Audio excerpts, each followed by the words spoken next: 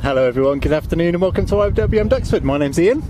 And I'm Adrian. This is my old man Adrian. It's not often that the two of us get to hop on a live broadcast together. Usually I've found an excuse to get rid of Adrian onto some other task, but he's joined me live to introduce what is our final live broadcast from Duxford this year, the final live stream from a big sort of aviation event. I certainly hope to be out and about still for the remainder of the year, but nothing in the diary as yet, but you never know what will pop up.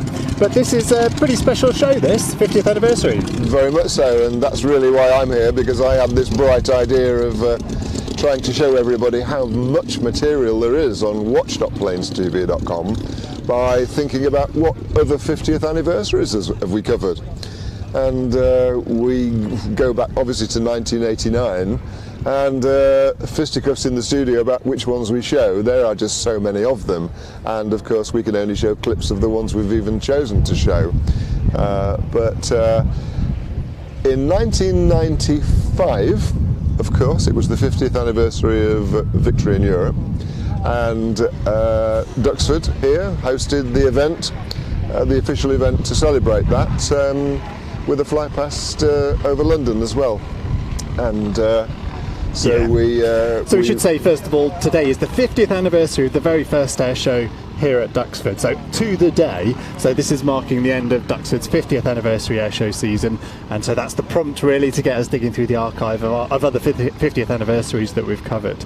And of course in 1995 Ian was just 11, so I'm dragged in to remember. Still doing all the hard work at that age though, you know. Oh, Ian started around about 2007, so I gave up digging out clips after about 2007. Well, let's remain to be seen how many of those. Well, let's continue that introduction. So if you've not watched Plains TV live broadcast today, I'm Ian. I've been running the company for a decade or so. Adrian set it up 30 odd years ago, so I grew up being dragged out to air shows, know nothing better. So that means we've got this archive of content from air shows back over the last 30 or so years. So much of that available on our streaming service that very many of you early comers to this live stream I know will be members of at watch.planestv.com. But yeah, talking about 50th anniversaries then, actually we've dug this clip from Duxford 95 out, and really it doesn't relate to the 50th theme that Adrian's going for today, but we have got some yaks in the flying display today. And as I was going through Duxford 1995, so just a nice reminder of some of the archive, some of the older Duxford shows, I spotted this handful of yaks. I think it's the Red Star Racing team. Well, let me just pop in, because one of my little soapbox things is I'm not sure many people realise just how much the Russian sacrifice was in World War II. It was way above. Where does that come from? Well, the yaks, and it was a victory air show, and the yaks are there. So, to some extent, to a great extent, they're representing the Russian contribution to World War II, which was enormous and very much forgotten, I think. Yeah, so this clip from Duxford 1995, just a reminder of the earlier Duxford shows we've covered and have available on the streaming service, featuring the yaks that year.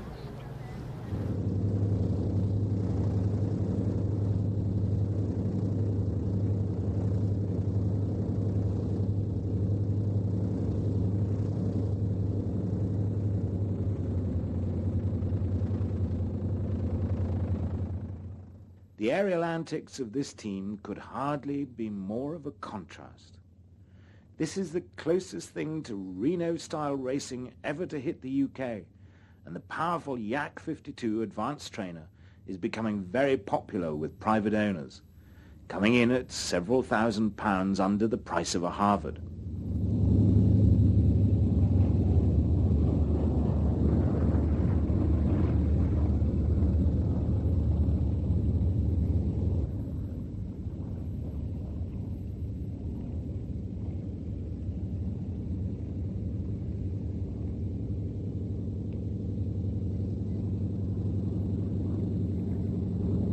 The team is organised by Intrepid Aviation and benefit from extensive training by the RAF in close formation flying.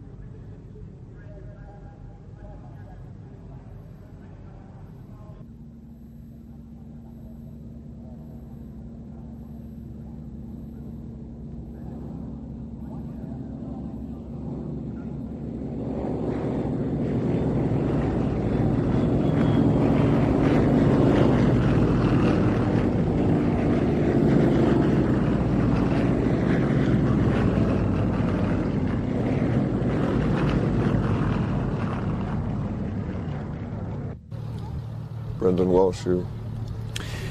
So that the Red Stars racing team at Duxford in 1995 there. Not sure which show that was, but a reminder of the back catalogue of stuff we have from Duxford shows, and a link to today's flying display, because we have 3 acts in the flying display, the Flying Comrades, coming up at around 3:20.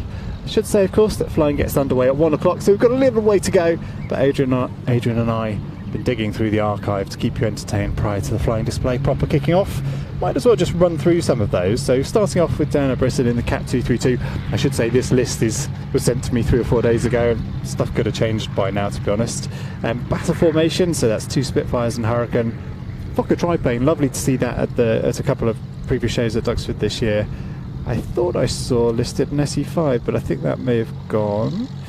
Jet Provost in the hands of Chris Heames, Catalina, the 2 Taylorcraft monoplanes, so those guys did arrive this morning. I think I've seen them around. In fact, they're over our shoulder. You might even be able to see them in the background there. They'll be tiny little dots as they are. Diminutive's the right word, I think, for those guys, but looking forward to seeing them in the flying display alongside. And then we'll have the Storch and L4 Cub, that's Sam and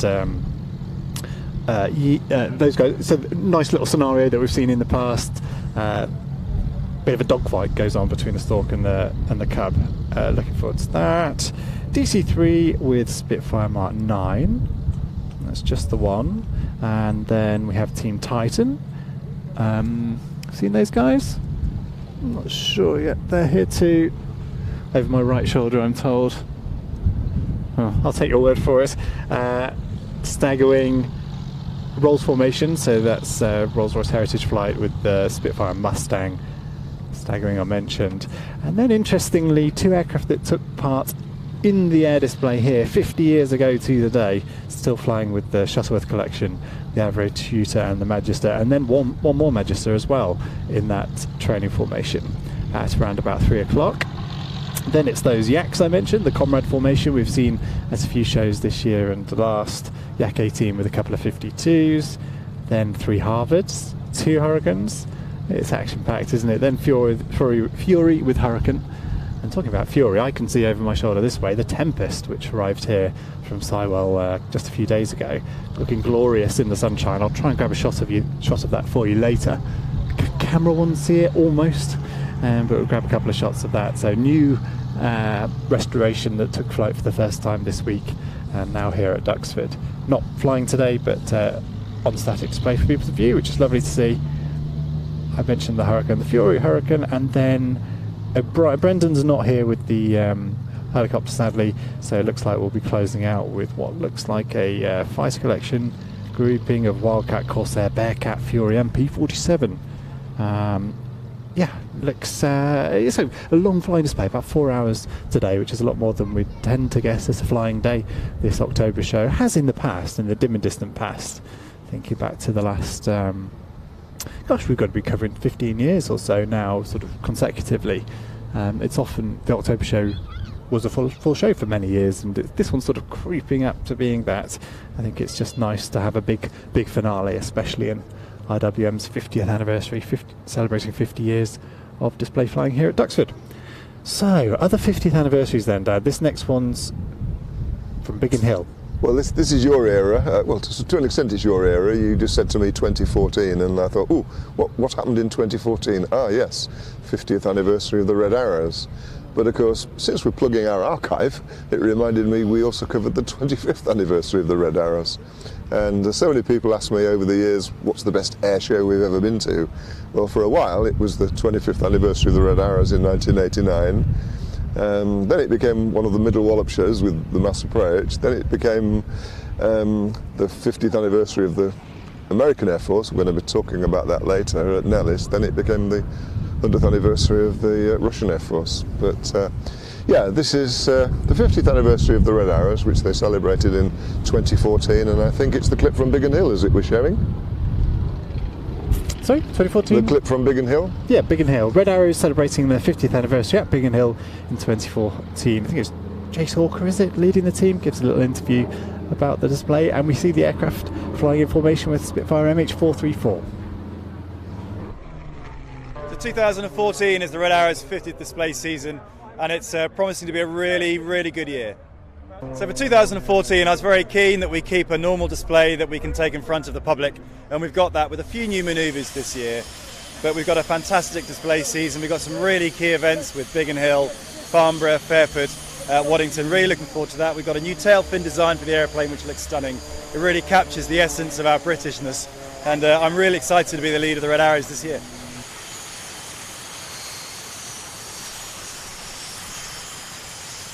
I remember displaying back here a few years ago. The team haven't been displaying at Biggin Hill for 4 years, so it's wonderful to be back. We've got a really great legacy at Biggin Hill that goes all the way back to the first season in 1965.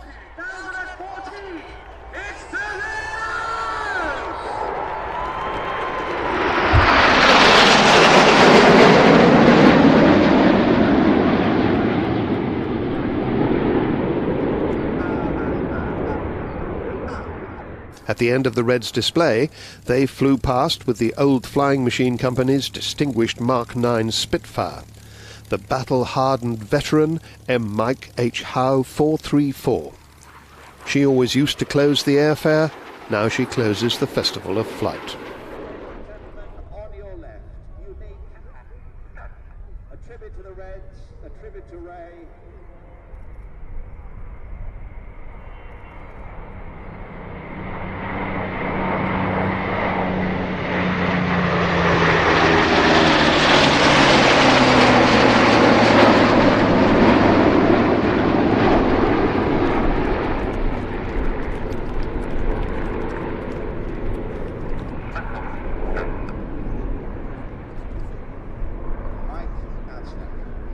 Absolutely, Brendan. As I said before, I grew up in Biggin Hill. I came to the air shows here every year, and to watch Ray Hanna display in that Spitfire.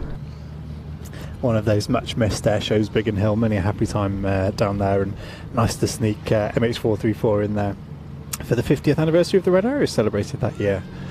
Big shout out to Monty. Wonderful to have you in the chat as ever, Monty, and thank you for those gifted memberships to let me see who got them. I won't read out the names, but hopefully they'll be appreciated by those guys. Memberships offering access to certainly one stream we've done to members only on YouTube. Testing that out, and I'm expecting to do a bit more of that.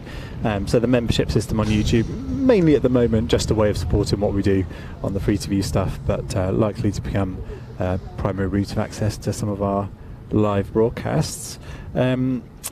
So yeah, hopefully those guys who are now members enjoy that. And I wanted to just reference, I think Dizzy was one of those. Dizzy Tiggy mentioning the quality of the 1995 stuff. Yeah, it's not what it is these days, but hopefully still an enjoyable watch. And I mention it in particular as we let a couple of Hurricanes take off. I might just be quiet whilst they do.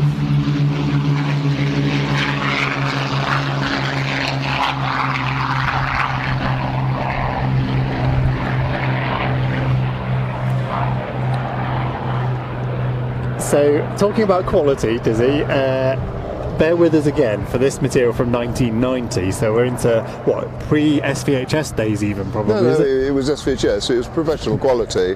We'd made the 1989 Red Arrows 25th, and we asked the RAF if we could cover the big operation they were planning for the 50th anniversary of the Battle of Britain, which was 168 aircraft flying over Buckingham Palace, coming from a dozen different stations.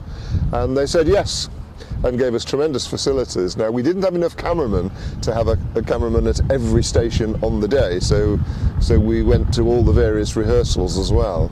But on the day, cameras at Wattisham, where the whole thing was based, obviously on the balcony at Buckingham Palace. I remember them saying, did we want to get onto the roof at Buckingham Palace? Wow, wouldn't that have been good? But we went onto the press stand to cover the balcony. And that was wonderful, but I've been in charge of the commercial side of Planes TV all these years, and it was a nightmare for us because we earned no money from it at all. The company that distributed it went bust, and we didn't get paid a penny for it. But yeah, 50th anniversary of the Battle of Britain. It was a big break for us in terms of working with the RAF, which we continued to do, well, forever really. And yeah, so have a look at, I'm not sure which bit we're showing.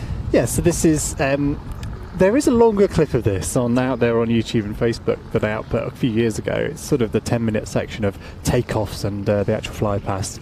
This element here, just to keep things moving this morning, it's just the fly past, so just to give you an idea of the sorts of aircraft, see how many of them you can identify as they pass over the top of Buckingham Palace.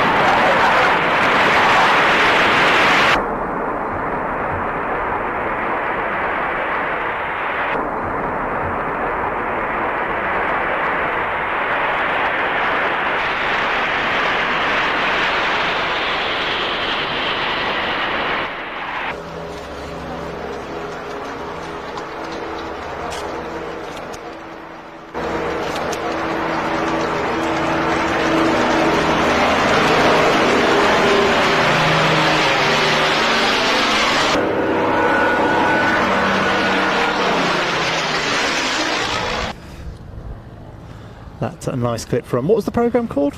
Flypast. Okay. That was the name of the official RAF exercise. Mm-hmm. It's called Flypast.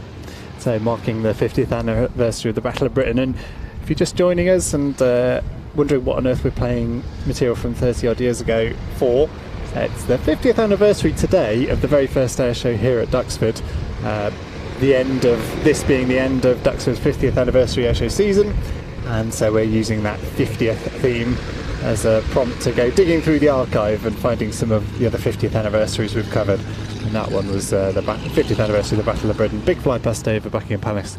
How many aircraft did you manage to identify? There aren't very many of those that are still, as you'd expect. Any of them still in operational service? Gosh, it's probably a couple of the Hawk T1s of the Red Arrows, I suppose. The BBMF Lancaster, I suppose. Probably not very many others that are still in operational service. I'm trying to think what else. I actually haven't watched that for a while, so were there stuff like Buccaneers and stuff? I'm just trying to think. Oh yeah, Buccaneers. I think there were 27 different aircraft types at the time, but of course we're showing this to show the breadth of the stuff that's on our watch.planestv.com channel, which is way more than the live streams that we do. And it's just been a joy going through hundreds and hundreds of hours of material, just remembering what 50th anniversaries we've covered. And I'm just tuning into the chat to see what comments there are. Comments, of course, about the Queen there in 1990. Angus asking about our plans for next season. Not quite there yet. Ask me in April, or as we go through the winter, I can start letting you know what shows we're expecting to cover. Questions about what's flying today. I did run through it.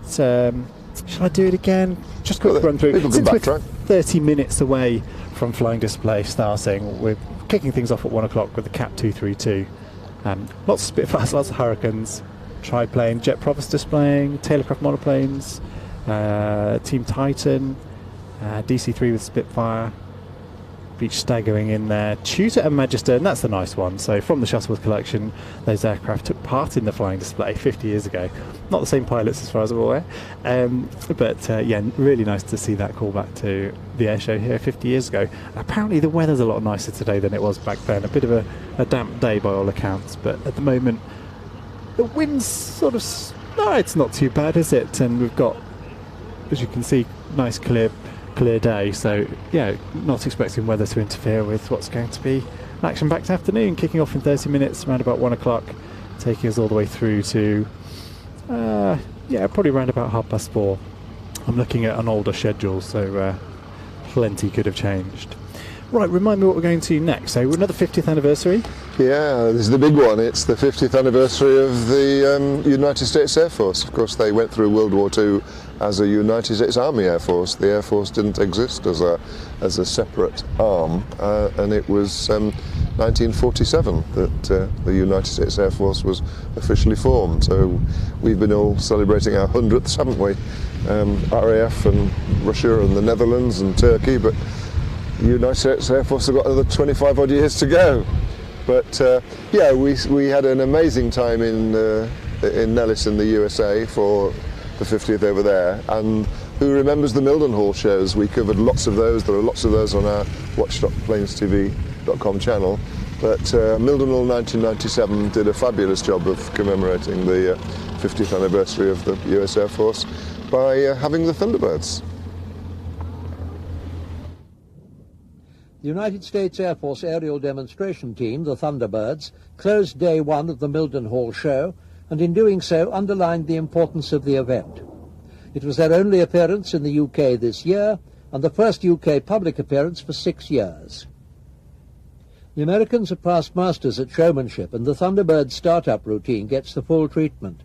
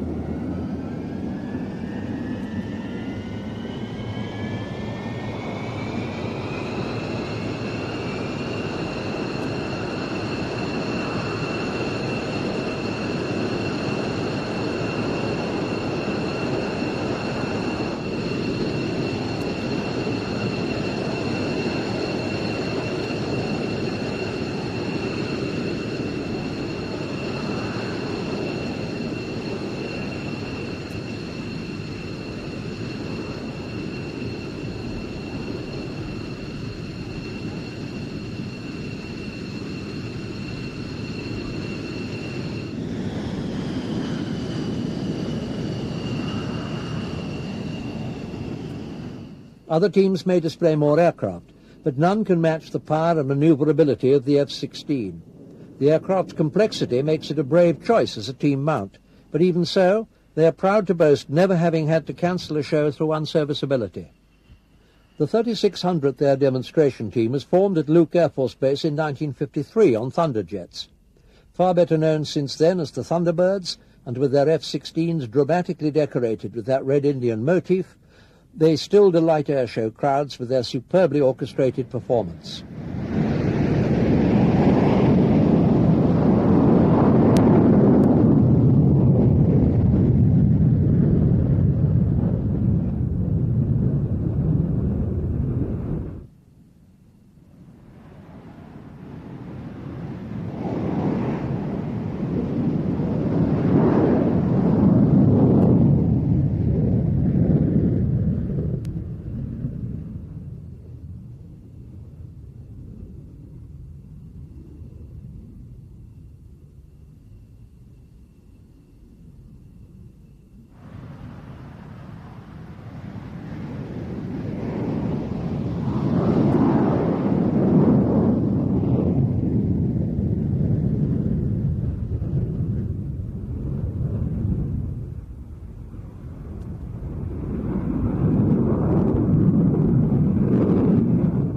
Their display is quite unique.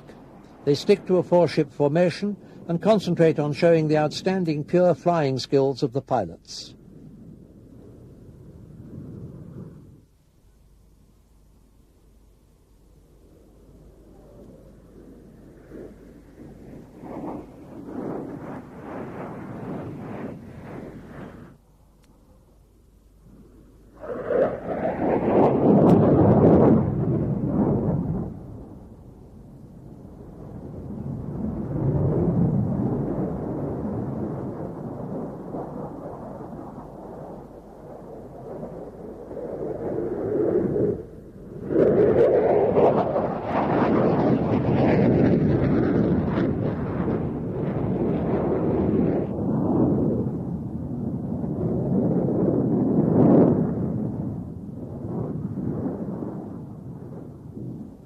Unlike most aerobatic teams, they have used a wide variety of aircraft, underlining their skills, including the massive F-100, and for 6 shows only, being lumbered with the unappetizing F-105 Thunder Chief.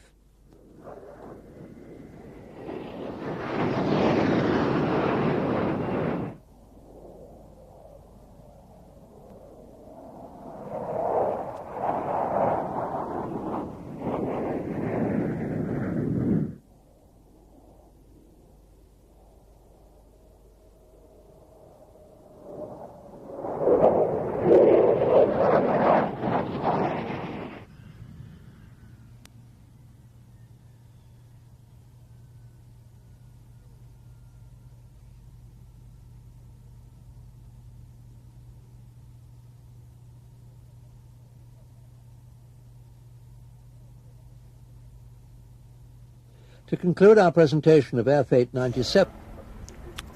Really nice flashback there to Mildenhall, the show, another much missed show, taking place usually in May of each year, and I've got very fond memories of the burgers that we've discussed at length on these broadcasts previously, but it is just one of those memories that, having grown up with it, you hang on to and hope one day to see again. You never know, do you?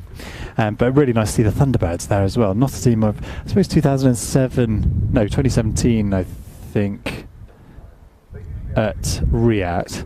But I seem to remember Riyadh being fairly grey that year, and you just sort of, low cloud and things, sort of limiting things. That's my memory anyway. But very fond memories of Thunderbirds at these Mildenhall shows, or that Mildenhall show anyway. I'm watching it back here. I'm a minute delayed on the live broadcast because I'm looking at the chat. I'm not just staring at my phone. It's not being that impolite. Nice little shout out to who was asking me about NATO Day. So Angus and John Seymour. Hello, gents, and thank you for tuning in and joining the chat, asking about the NATO Days event, which was the last time I was out and about with the camera, I believe, a couple of weeks ago now. Went really well, actually. So weather very similar to this, a bit warmer. NATO Days being held in the Czech Republic, Austria out in the east there, and it was a really good show this year. Really a real nice mix. I was doing 10-11 hour days stood on the top of a container building, and as much as I love aeroplanes, long old days through filming aircraft on your feet, so pretty exhausting, and I think I've just about recovered from it a couple of weeks down the line, but can't complain. It's a wonderful job to have, wonderful opportunity to go cover that show. The highlights video from that will be going out on the NATO Days channel sometime next week, I expect. Give you a bit of a sense of the live broadcast. And very posh commentator. That has to be a reference, presumably, to John Blake, who was providing the narration on that USAF programme. So John Blake featured in very many of the sort of mid-90s programmes my old man put together. Fond memories of him too, providing commentary at shows. So we've got 20 minutes till the flying. Still time to dig through our archive and respond to any comments in the chat. Did someone join as a member earlier? I did see someone really early on. I should really do a good job and say welcome to them, but I don't think my chat's going to go back that far, forgive me. But if you have joined as a member on YouTube recently, thank you for doing so. Helps us encourage me to come and do more of these free-to-view bits and pieces. Blue Angels at Middle Wallop, I suppose, presumably not landing then. Got a nice couple of Hurricanes flying past. We've got no one on a camera at the moment to show you, but these guys will be flying later. Let you enjoy the sound, if nothing else. Very nice. It is a gorgeous day. We couldn't ask for more at this time of year. Do need that sunshine to keep the temperatures at an acceptable level. So, Duxford's 50th anniversary airshow season this year. This being the 50th anniversary of the very first show, we're digging through our archive, finding other 50th anniversaries, and we're going to stick with the USAF 50th, 1997, and head over to the US itself. So over to the Nellis for USAF Gold, the 50th anniversary show there, and we had a little bun fight over this, looking at the material, thinking what we'd show, and we were flicking through and saw the Blackbird, and me and Adam went, whoa, yeah, it's got to be Blackbird, and Adrian was going, no, put the World War II scenario on with all the explosions. So we're going, it's a Blackbird, we've got to show the Blackbird. So we won, I'm afraid, 2 votes to 1. Here's the section of the Blackbird at Nellis in 1997. But in the flying display, it was this sinister shape which really caught the crowd's attention. Flying in direct from Edwards Air Force Base, California, this is one of only 2 Lockheed SR-71A Blackbird strategic reconnaissance aircraft still in service with the US Air Force. However, it still has no equal as a high-flying Mach 3 Plus spy jet. The SR-71 could only fly on the second day of the Golden Air Tattoo because of very high crosswinds keeping it on the ground at Edwards Air Force Base the day before. Its sister ship was shown on static display at Nellis.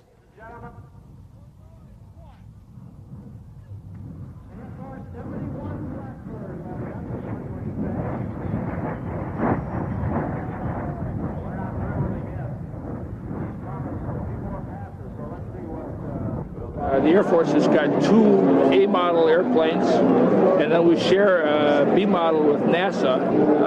Well, I can't really describe any kind of current operations at all, but I will tell you that the airplane was brought back to support any kind of contingencies that the theater sinks might ask us to support. But the SR-71 was really the first airplane to have stealth technology built into it. Although by today's standards, it's primitive technology in that regard. However, it doesn't matter quite so much because the airplane, because of the speed and altitude and some of the other things we've got on board, it's still a very, very capable machine.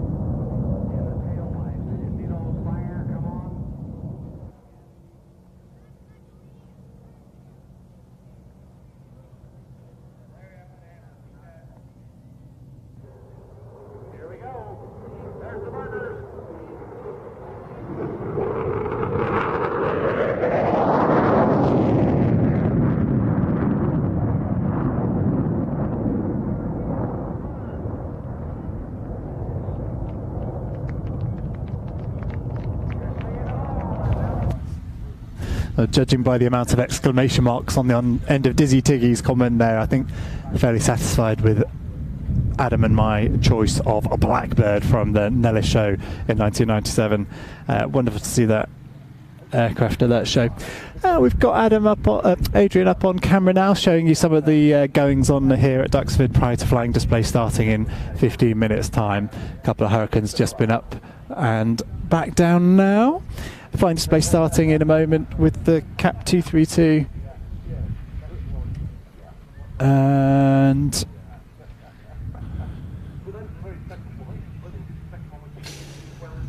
then we go on to, I'm just trying to bring the program up, a couple of Spitfires with Hurricane. Haven't got the marks and identities here. Oh, I do see triplane listed with SE5, but I don't see an SE5 on the deck, so not sure whether that's the case. This running order is a few days old now, and I've yet to grab a newer one, so there might be a few inaccuracies, but you get the gist. Jet Provis following in from somewhere else, presumably North Weald. Catalina, Tailorcraft monoplanes, Storch and Cub. DC3 with Spitfire, Team Titan. Looking forward to seeing that in this beautiful blue sky. DC3 with Spitfire I've talked about. Spitfire Mustang over Rolls-Royce. Staggering the Tutor and Magister, both from Shuttleworth, and not on the deck here, I don't think. So flying in I may be wrong. In fact, someone in the comments. I see two Magisters. Yeah, Adams pointed them out on the flight line there, next to the Harvards and the 232, Cap 232. I don't see the tutor though, so presumably coming in from Shosworth.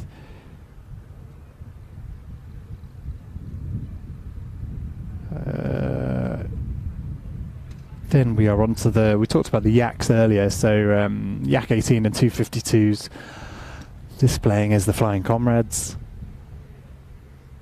3 Harvards, 2 Hurricanes, 2 more Hurricanes, I should say.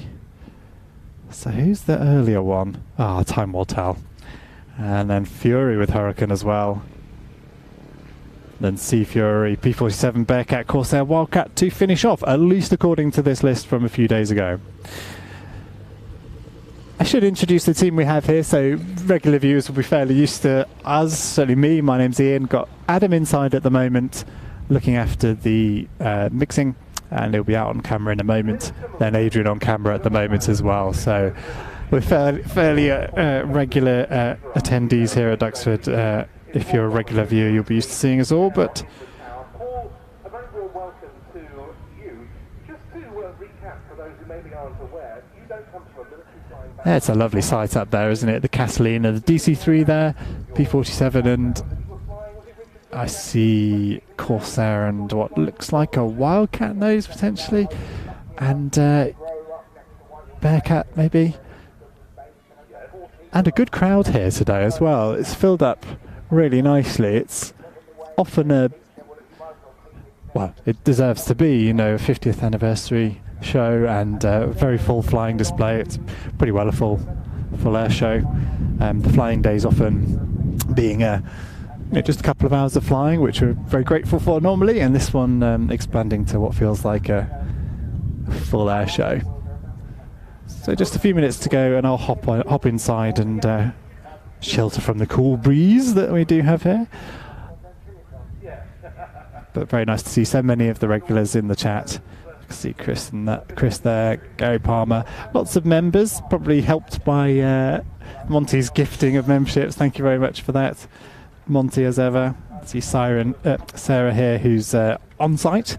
Hello, Sarah, wherever you are. I saw Gemma's at home. Hello, Gemma. Good to see you tuning in, even though you're not here. And Angus as well. Aviation History Channel there. And John Seymour as well, asking me about Ostrava. DC-3 is expected to fly, Tim, yes, flying with the Spitfire. And yeah, the Tempest in the static display, and I regret not getting a shot of this earlier. Well, I suppose I did do. So sitting in the sunshine over there, attracting a good crowd, as you can imagine. So the Tempest having flown for the first time just a few days ago from Sywell and landing here at Duxford. Certainly looking forward to seeing that on the circuit next year. Obviously it's back in the air following a restoration over at Sywell, and yeah, wonderful to see a new type on the Warbird circuit.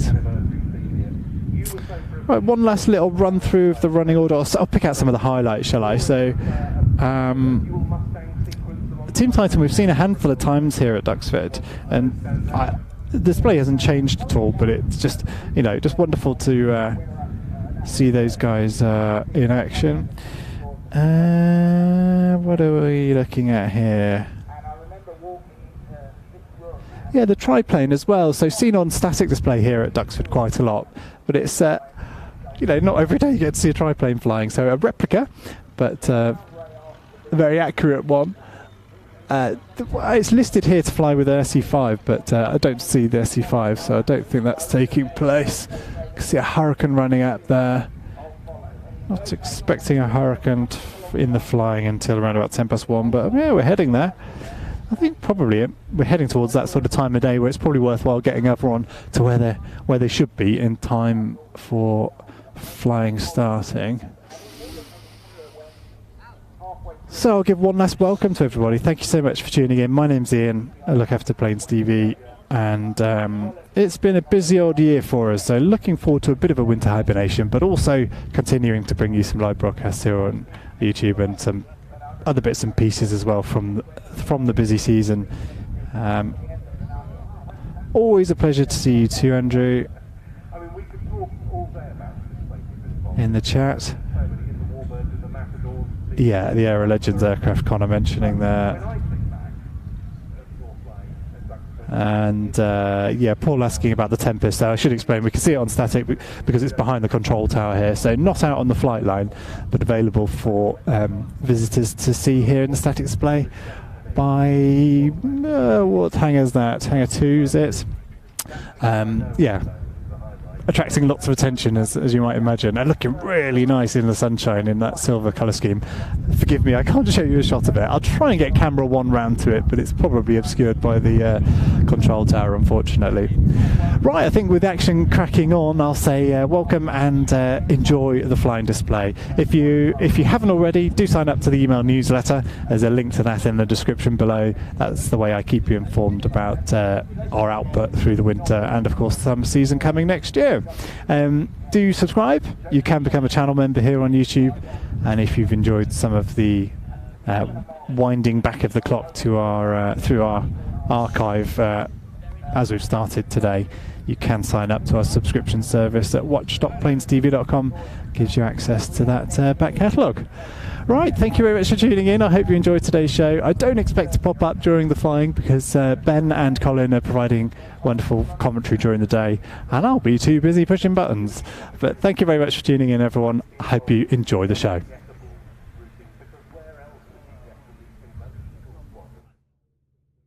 And what have you? It's just that kind of location, isn't it? That fly pass we did in 2013 with the Eagle Squadron. So I'm sure people listening know all about the Eagle Squadron. You know, the Americans that came over at early doors in the war to help, and they flew, you know, a variety of aeroplanes. So Dan Freakin, who owns a collection, said let's commemorate the Eagle Squadron in 2013.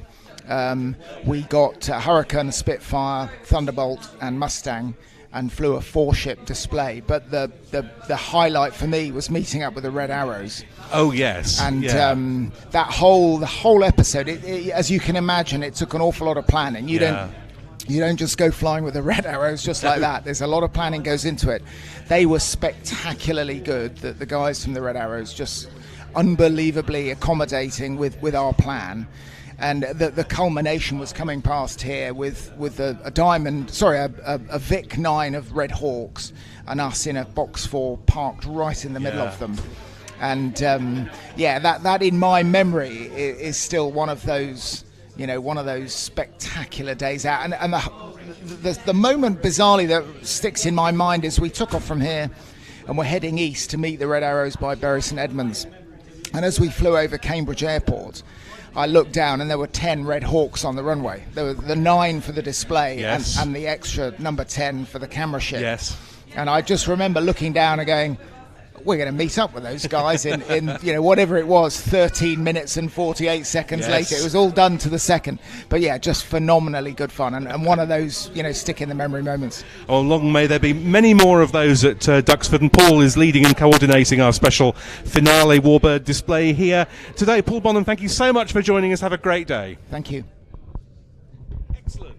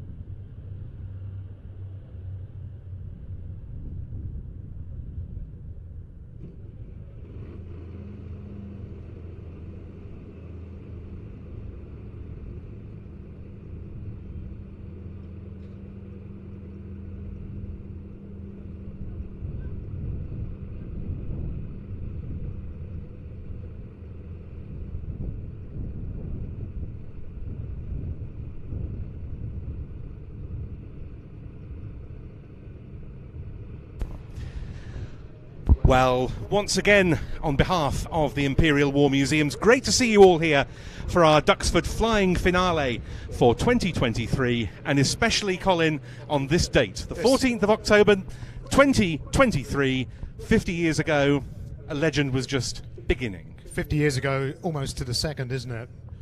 And we are so fortunate to have this fantastic weather today. We're going to enjoy some wonderful flying and a lot of memories of those 50 years. We are, and a Hurricane and Spitfire in those days from the RAF Battle of Britain flight, as it was then, were among the aircraft featured in that show in 1973. We don't have the Battle of Britain Memorial flight participating today, but we do have multiple Hurricanes and Spitfires. And there, the Hurricane 1 from Fighter Aviation Engineering, leading off the two Spitfire 1As of Comanche fighters. And these are going to be the second item on our programme. They're just heading round to the north to go and hold.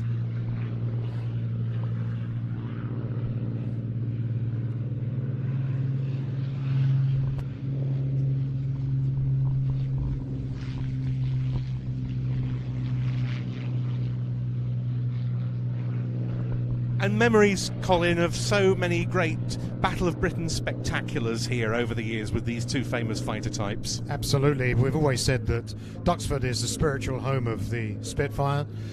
It entered service here with 19 Squadron, and it's also interesting, isn't it, over the 50 years that have gone by, we accept there are more Spitfires around now than we could have ever imagined. Oh, absolutely right, and so much of that was, of course, down to the growth of the warbird movement, which, when we now look back on it, was furthered by what went on at this airfield before the museum moved in. 1968, the filming of the movie Battle of Britain, conducted in such large part here. The scars are still born today with the gap in the row of hangars. Yes, and a lot of those aircraft, of course, were put into service in the UK for the making of that film. They were, and one of the three aircraft we just saw getting airborne, one of the two Comanche fighter Spitfires, was a Battle of Britain film participant in 1968. It was here in 1975 when the IWM's first major two-day air show brought together a then record gathering of 6 Spitfires. Who would have thought we'd be approaching 20 nearly 50 years later on a regular basis? It is amazing. But the Battle of Britain film was such a catalyst for everything that's gone on here since, and a really significant moment in the history of aircraft preservation in this country. It certainly created that momentum, didn't it?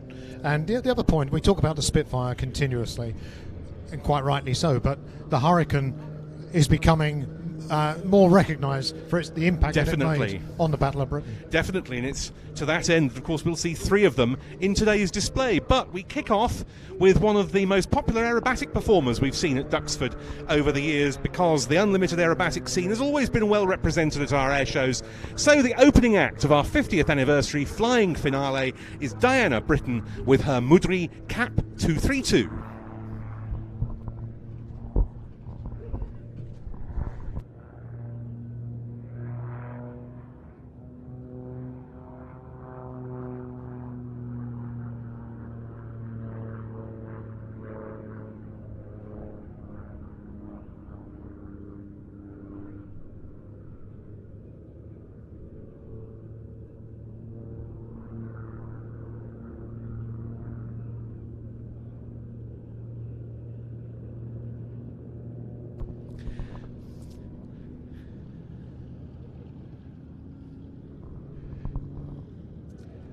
One thing you'll see throughout this display is that Diana has become one of the top exponents of what are known as gyroscopic type aerobatics, and this makes use of the gyroscopic forces that are produced by the aircraft's propeller. And this is, of course, an aeroplane with an immensely high power to weight ratio, the Mudri Cap 232, an aircraft type that used to equip the French national aerobatic team operated by their Air Force, the Équipe de Voltige, before replacement by the Extra 300 series. The aircraft is stressed to plus and minus 10 G. It has a roll rate of some 420 degrees per second.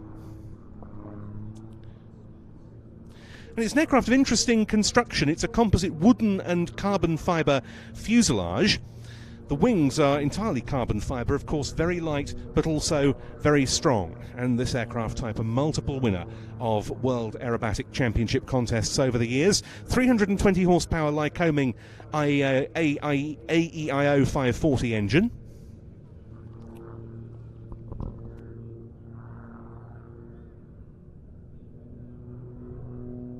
And Diana's own story is truly inspirational. It was back in 1980 that she gained her private pilot's license, doing so within just 40 hours, and that was after she happened to take a trial flying lesson. It was just the next year to that, in 1981, she had just 60 flying hours in her logbooks at that time, that she decided to take up the very exacting, very precise discipline of competition aerobatics.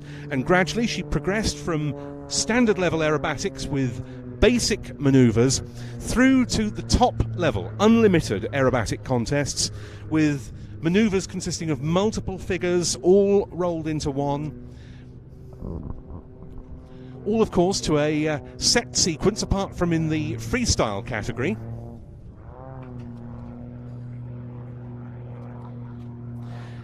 And in 1986, just 6 years after she had first learned to fly, Diana became the first woman for 16 years to represent Britain at a World Aerobatic Championships. And we were just hearing, in fact, about that event from Paul Bonham a few moments ago, because it was the event at which he did his first ever flying display.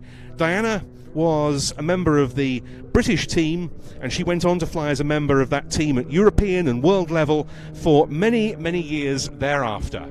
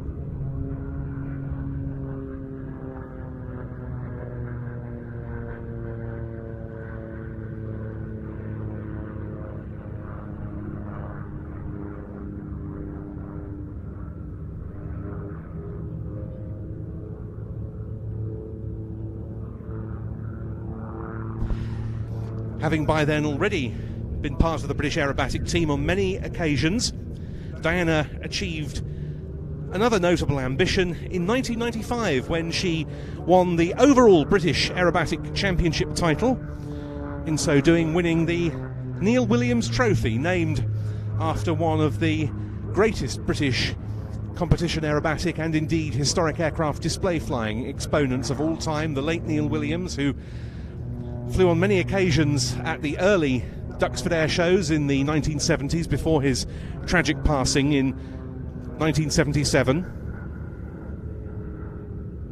Diana was flying an extra 260 at the time she became British aerobatic champion. It was a few years later that she upgraded to the CAP 232. And apart from her own display and competition flying, in more recent years she has transitioned into coaching younger aerobatic pilots. She's mentored one of those from standard through to advanced level, and that pilot is now flying heavy warbirds here at Duxford, and it was very well deserved when in 2021 she was awarded the MBE in the New Year's Honours List for services to aerobatics and to charity.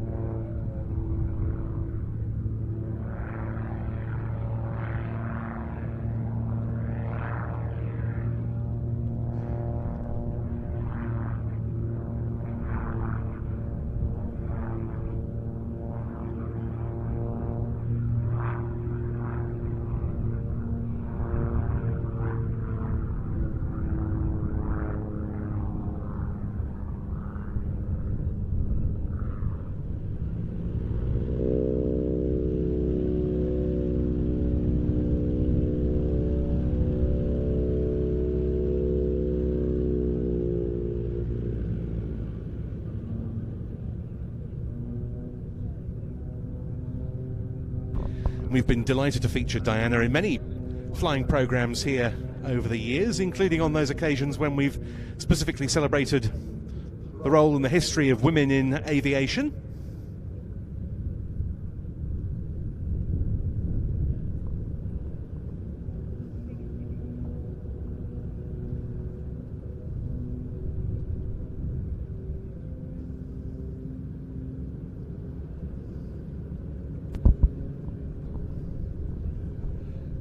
It's certainly fair to say that Diana is an inspiration to anyone who aspires to be a pilot, but particularly for women. She certainly has that joie de vivre. And of course, as we were saying, she comes from a non-aviation background. It all stems from a trial flying lesson, and that could be literally anyone. And you were telling me, Ben, that there's a special birthday coming up, which we're not going to actually say what it is, but let's just say she's a pensioner. Absolutely at the top of her aerobatic game, and very nice there to see opening our show Diana Britton with the Moudry Cap 232.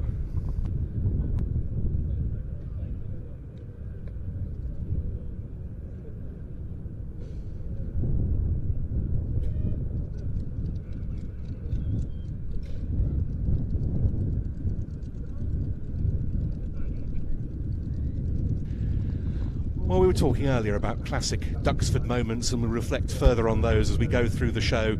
But redolent of so many of those warbird routines, if you look out now to your right, we have that classic 1940 Fighter 3 ship running in, Hurricane 1 and 2 Spitfire 1As.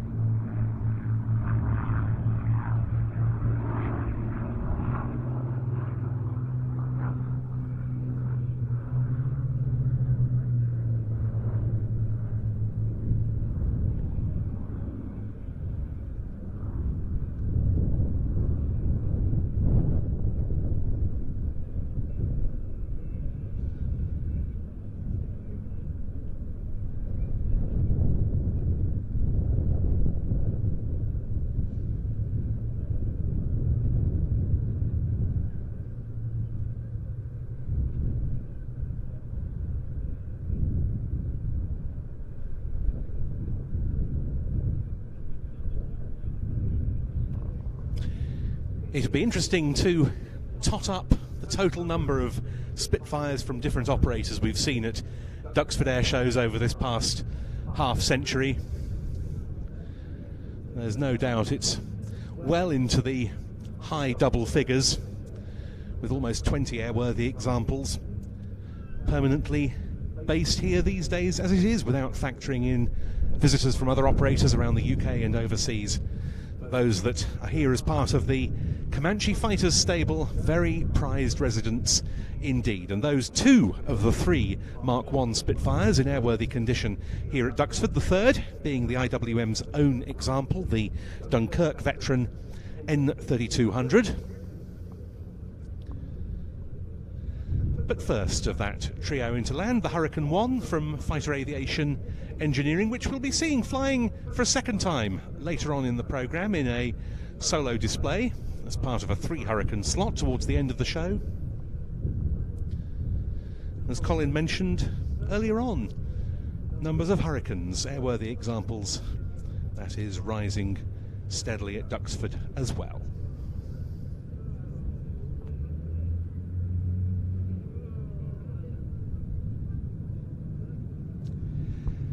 Gabriel Barton flying the Hurricane.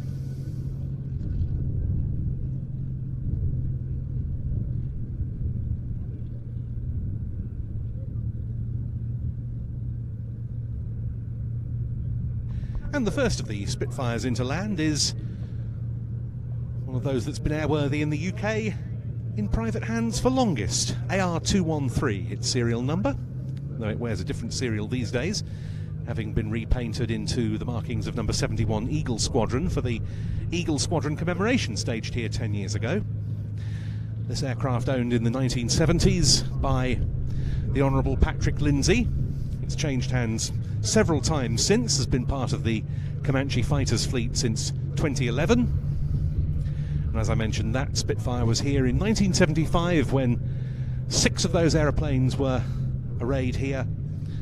That was thought to be a number unlikely to be exceeded back then. Now we exceed it at all sorts of events, let alone our main air shows.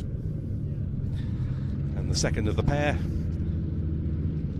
Serial X4650, landing on third. The 2 Spitfires flown today by Stu Goldspink and Brian Smith.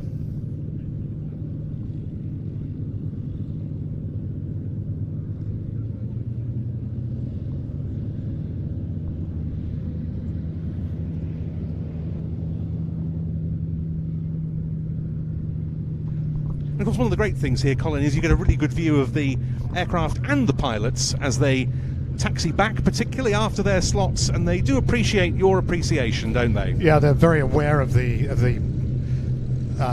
opportunity of the crowd to give them a wave. So if the aircraft taxi by, don't be shy, give them a wave and show your appreciation for the fantastic flying that they've put on for us today.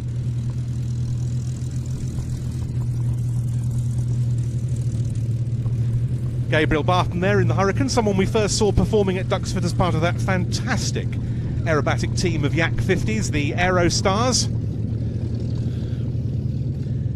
Stu Goldspink and Brian Smith, of course, needing no introduction as stalwarts of the warbird scene for many decades. Stu, in fact, did his first display here, I believe, in the early 1980s as part of a formation display of Piper Pawnee crop dusters doing a spraying demonstration. Perhaps little could he have imagined then that he'd be here in a beautiful Mark 1A Spitfire all these years later. But now we're going back to the First World War era and another Duxford resident. And this is the Fokker DR1, the Dreidecker, the triplane. It is, of course, in replica form. Yes, in fact, Paul spent a number of years preparing this aircraft, putting it all together, and it really is a fantastic representation of the famous Red Baron's aircraft. It is. Now, this is Paul Ford, we should say, and he has a very long-standing engineering background, but he also has a very long-standing Duxford background, because Paul was back here in the 1970s, in the very early years of this site coming under the auspices of the IWM, and indeed We often, of course, talk about the heroic, there's no other word for it, work done by volunteers at Duxford in all sorts of capacities. Well, that dates back to the earliest days of Duxford as a museum site as well. And one of the first private owners to bring airworthy aircraft here was a gentleman by the name of Ormond Hayden Bailey, famed for his displays in his T-33 named the Black Knight. And Paul was one of Ormond's team of volunteers in the mid-70s.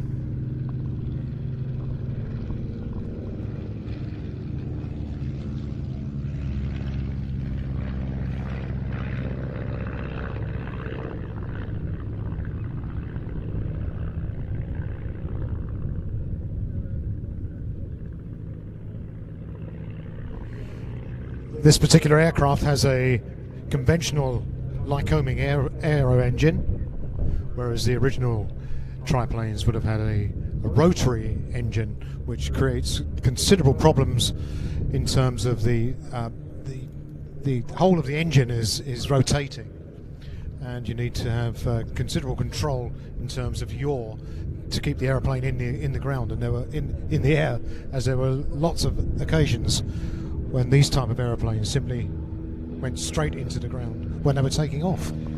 Part of this was down to the fact that training was, by modern standards, significantly inadequate. Yeah, very rudimentary. Yeah, 185 horsepower from the Lycoming engine in the replica we see here, as opposed to the around 110 horsepower of the Le Rhône or the Oberursel rotaries in period. The word that I was trying to find was gyroscopic effect. Absolutely, as we're talking about in relation to Diana, of course, yes, in the cap. This is an aircraft whose fame rather transcends its production numbers, because this is by far, thanks to the exploits of Manfred von Richthofen, the Red Baron in particular, the most famous German fighter type of the First World War. But just 320 of them were built, which is a tiny quantity, really. It is, compared to the number of aircraft that were built overall. Yes, indeed, and of other types like the Fokker D7 and the Sopwith Camel and many, many others.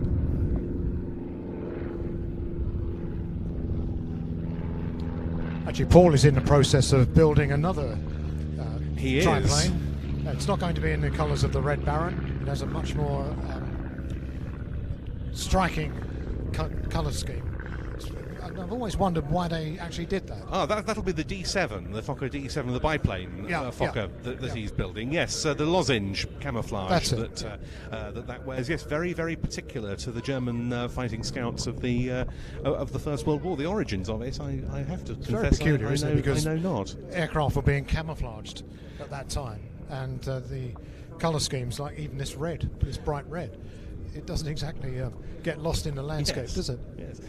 That'll be a very exciting addition to the scene when it appears, because the D7 was arguably a more significant contributor to the aerial combats of the First World War on the German side than the DR1. The reason so few DR1s were built was largely because the aircraft suffered quite serious structural problems, especially wing failures, so the German authorities decided not to order any more of them as the new D7 biplane began to appear. And in fact, all the triplanes were grounded at the end of October 1917 for investigation, and very few of them were left flying by the end of World War I. We're talking literally handfuls. With the demise of the Red Baron, Baron von Richthofen, the flying circus that was his squadron was actually taken over by Hermann Goering, who became, of course, infamous because of his Luftwaffe during the Second World War. Von Richthofen didn't just fly one DR1, he had several different examples, all of them with that unit, Jaster Jagdstaffel Fighter Squadron 11. And Paul Ford's replica is finished as one of them, in which he scored 9 of his 80 kills, up to and including the 78th of those 80 aerial victories. You'll have probably seen one of Paul's other aircraft, the SE-5A replica, based on a Curry Watt light aeroplane in the Static Park. He's become a very regular feature of the air shows, and particularly the flying days here over the years, since the aircraft became resident. You can see he's taking advantage of the broad area of grass to angle off as much as possible into wind. The wind has gone round a bit since earlier on.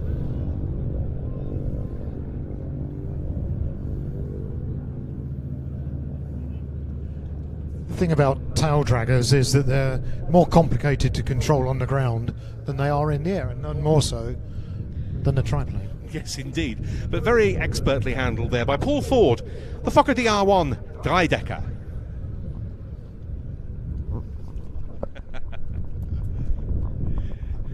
One of many DR1s we've had at Duxford shows. Remember the late Robin Bowes in his aircraft that used to be finished as another of the Red Baron's aircraft? Yeah. This is at a time when, of course, aerial combat was at its early stages. Yes. It all started with these pilots using pistols to shoot at each other because they were doing reconnaissance. Reconnaissance, scout aircraft, yes. And of course the term fighting scout was used as opposed to fighter during the First World War for that very reason. But now, look left, in runs our only jet act of the day, the BAC Jet Provost T5.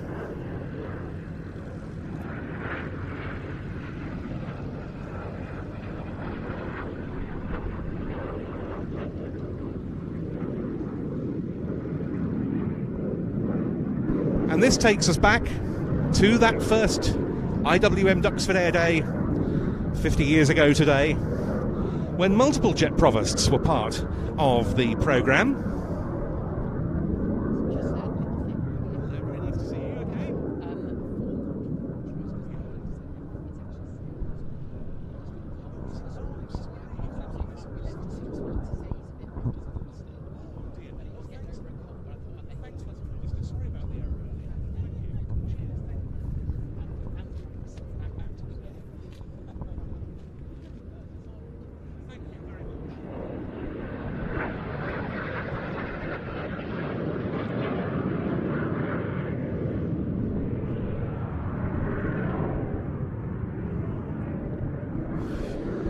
And the reason for that was that show in 1973 featured one of the several teams of jet provosts operated by different RAF training units.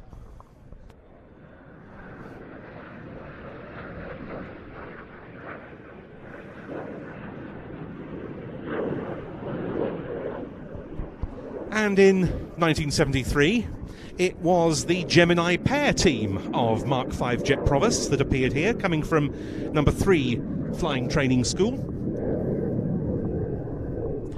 Other famous JP teams over the years, including the Red Pelicans from the Central Flying School, the Blades, a name we know in a rather different aerobatic context from more recently, of number 1 Flying Training School. The College of Air Warfare had a team called the Macaws. Number 3 Flying Training School, apart from the Gemini pair, had the Swords.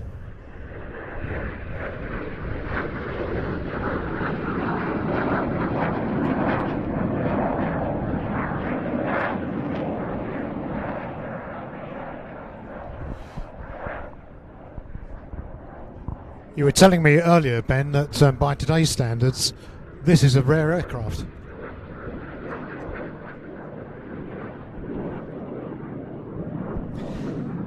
Yes, there aren't too many JPs currently active on the British Airshow circuit, though hopefully a few more will be put back into the air after brief periods of grounding in time for next season. This one is owned by Neeraj Kapoor and is based at North Weald in Essex, which is the home of quite a significant number of JPs of various marks.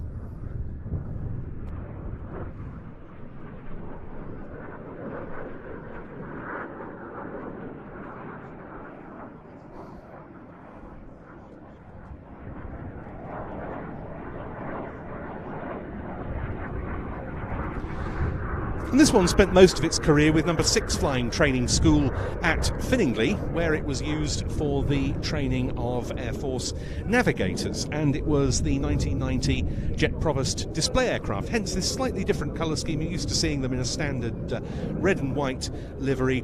This one carries those display markings from 1990 with blue upper surfaces.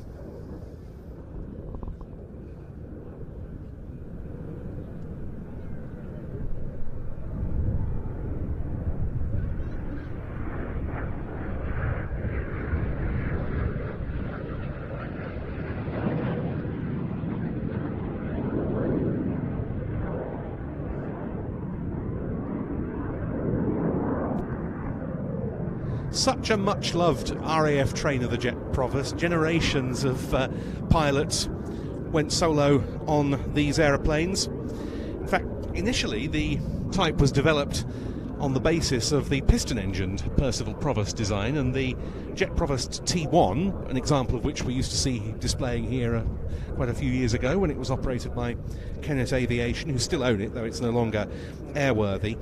That came in to replace the piston Provost, and they found that students went solo quicker on the jet than they had on the piston-engined aeroplane.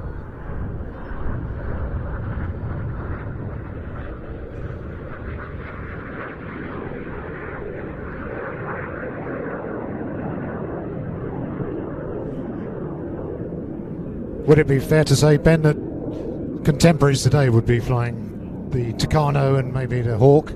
Well, no longer the Tucano, that's now been retired by the RAF, but the Beechcraft T6 Texan 2 would be a modern equivalent of this aircraft, now in service with the RAF under the MFTS, the Military Flying Training System.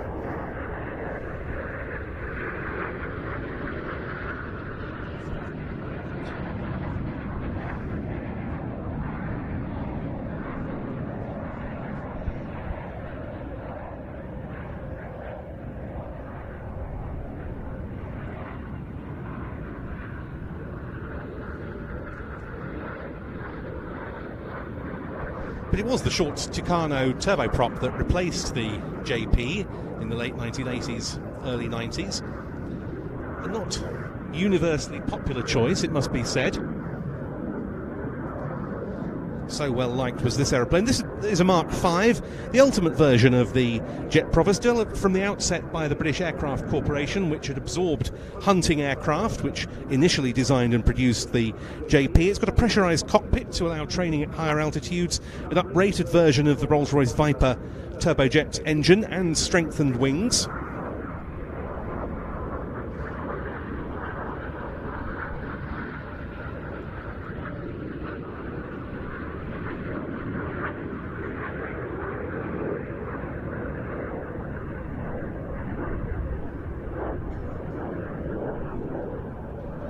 And 110 Mark Vs were produced. And a good many ended up on the civil register after retirement in the early 90s.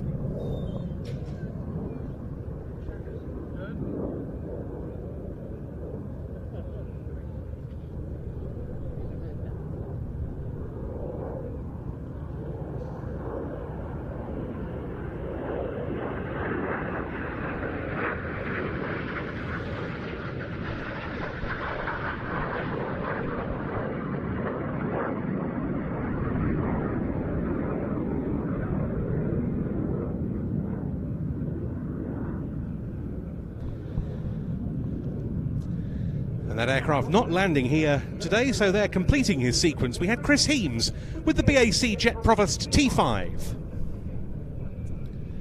That one of the aircraft specially selected by our organisers because it's a type that was present here 50 years ago. And of course there are many others of those on the ground because there were a fair few of today's IWM Duxford museum exhibits that had arrived by that time. Many more, of course, to follow.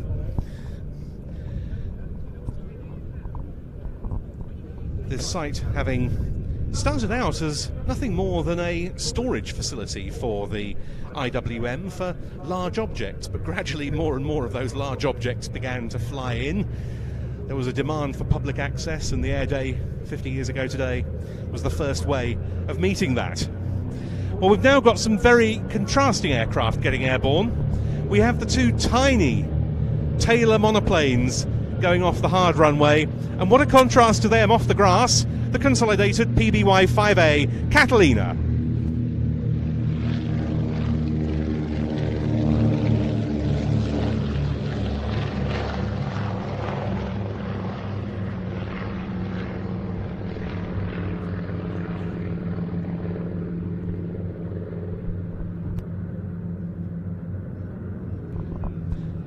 The monos are going to hold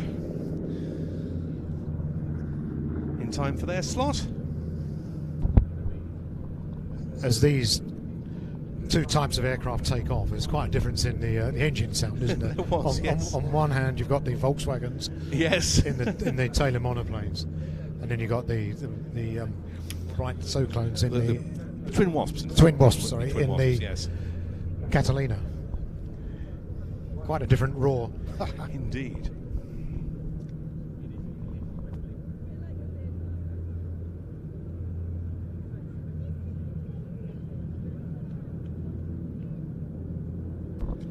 Mentioning those early days of IWM Duxford in the 1970s, we were delighted to receive a message earlier from a Roger Smither, who in 1973 worked with the then director of this site, Dr. Christopher Rhodes, that we were talking earlier about with Tim Wilbond, who was so instrumental in what was described by one government official as a creeping occupation of the hangars here, because they were allocated initially a very small amount of space for the museum exhibits.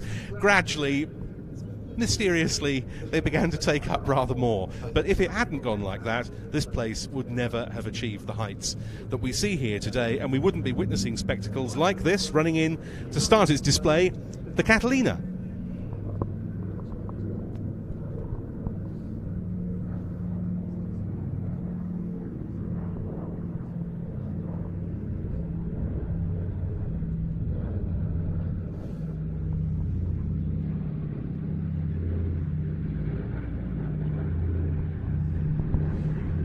Yes, the Catalina, often described wrongly as a flying boat. It is in fact, of course, an amphibian. It's as at home on the water as it is on land. Of course, it does have to be said, the very first models of PBY Catalina were pure flying boats. This PBY 5A model added the wheeled undercarriage later. The reason private operators like plain sailing with the Catalina entered the picture at Duxford was because the IWM was very forward-looking in the 1970s in encouraging the basing here of privately owned historic aeroplanes so as to create that active element in the museum, and that's always been at its core, hasn't it? That living museum element. Yes, these aeroplanes need to be enjoyed in the air. They're not museum pieces. They're almost living, breathing machines, aren't they? Yes. And they are in their element when they're in the air. And plain sailing was set up in the mid-1980s by a team led by then RAF Harrier pilot and subsequent to that Jet Provost instructor Paul Warren Wilson. He and another then serving RAF pilot, the late John Watts, along with aerial photographer Arthur Gibson, sought out a Catalina to operate as something different on the airshow circuit.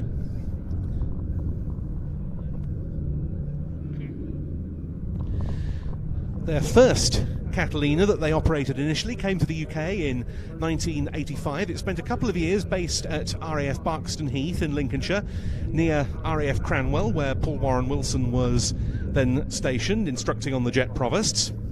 But in 1987, they were added to the list of private operators making their home at Duxford.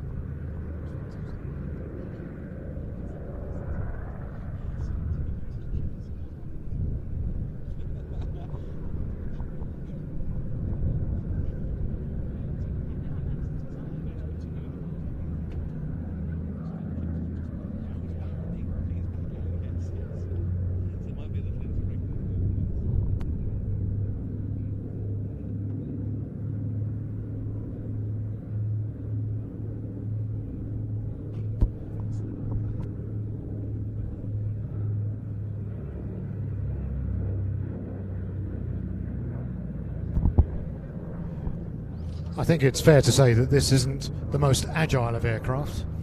I think one pilot is quoted as saying that you move the yoke, make a cup of tea, and then the aeroplane reacts. Yes. but it is such an impressive display aeroplane, and it's now the only flying Catalina in Europe. That first Catalina that Plain Sailing operated, they carried on using until 1998, when sadly it was lost. They then spent some time looking for another one, and they found this, which is a very interesting example because it has these extremely oversized rear fuselage blisters. The original blisters on the Catalina were used for the mounting of some of its machine gun defensive armament. These are much larger than the originals because this aeroplane was to have been operated on African safari tours.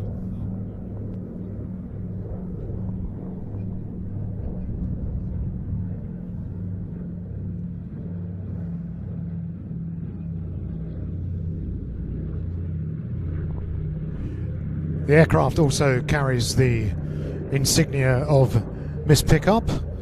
The original Miss Pickup was based up at Halesworth in, I think that's in Suffolk, north It Suffolk. is, yes.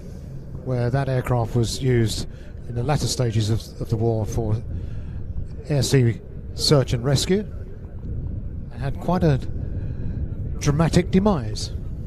Yes, it did. In the very closing stages of World War II, shot up on the water, having suffered engine problems by Luftwaffe Messerschmitt Me 262 jet fighters, though the crew did survive.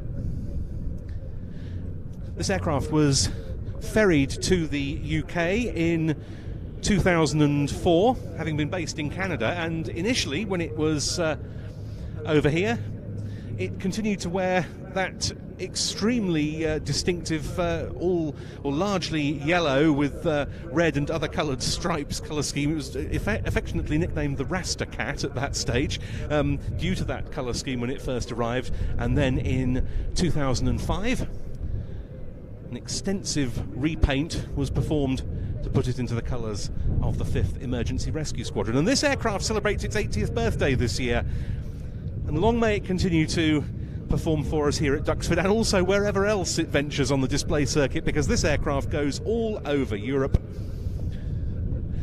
It was being flown today by John Harmsworth, and his co-pilot was Jeff Boyling.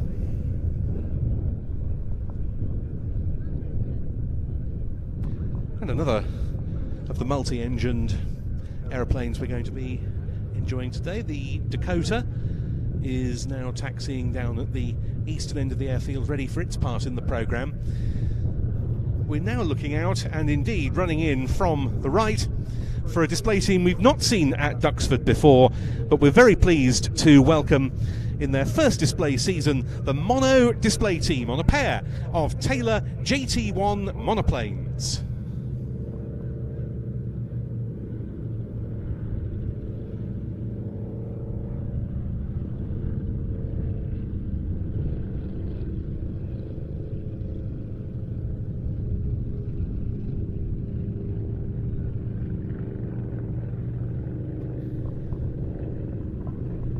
Duxford's done a great deal in recent seasons to promote the cause of new display pilots on the circuit, whether allowing them use of the airfield as a practice and rehearsal venue, and of course there's the added benefit of a very experienced display pilot community based here who may be able to act, for example, as display authorization evaluators for a new pilot on the circuit, or by giving them a chance to perform at the air shows. And so it is with the Mono display team, who made their debut at a public event earlier this season at the Midlands Air Festival at Ragley Hall.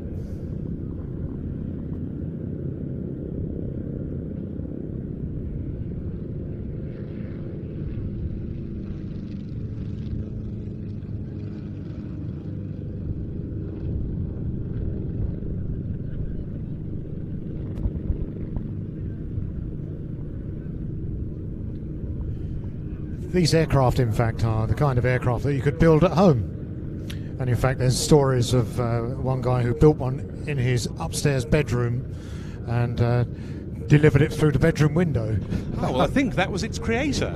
In fact, John Taylor at his suburban home in Southend-on-Sea in Essex. This was in the 1950s. It was the first English-built post-war home built. And yes, it was in either, I forget whether it was his bedroom or his upstairs living room, but either way, as you say, it emerged from the window. There are some fantastic photographs of it doing so, and from there it was taken to a local airfield for flight testing. John Taylor went on to create a rather more high performance design on the basis of this, also suitable for home building, the Taylor Titch, in the prototype of which he tragically lost his life.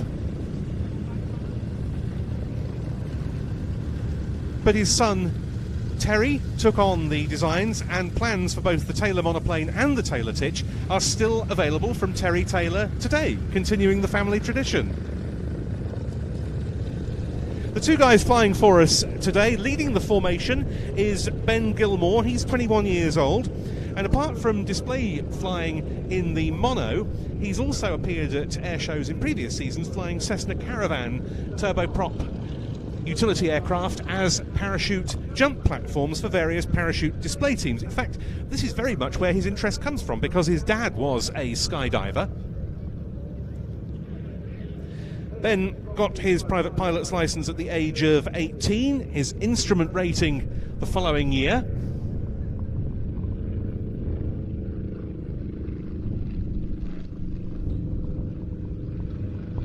I actually flew these aircraft down this morning from Shropshire. Yes, from Slape. And talking to them earlier on, it was a very cold 3-hour trip, because these are, of course, open-air cockpits. Yes. Mono 2 is in the hands of Bruce Buglas, who's the aerodrome manager at Slape Airfield, where these two aircraft come from. He runs the flying school there as well as the airfield, and he stages their annual fly-in and air show. He's been flying, he says, since he could walk. He grew up around Slape Airfield.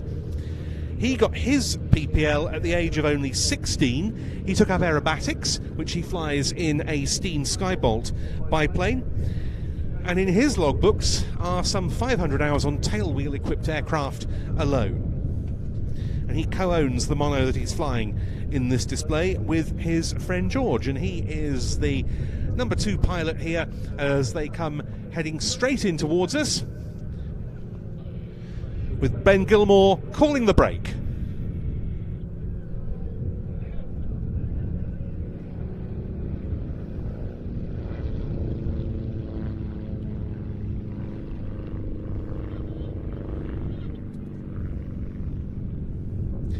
This really is one of the ultimate expressions of fun flying. A Taylor mono, as you say, a classic open cockpit, tail dragger aircraft, affordable to fly, affordable to operate, but a hell of a lot of fun. Absolutely, all of those things. And in terms of economics, when I was talking to them earlier on, they reckon it's about £50 an hour to fly these. And you're talking, even with something like a Cessna, you'd be talking getting on for £200 an hour. And you can put on a really nice display. Here they are in for a crossover.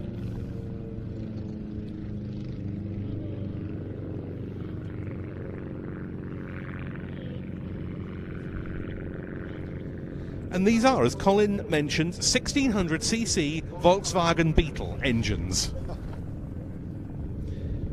50 horsepower from each of them at around 3,300 RPM.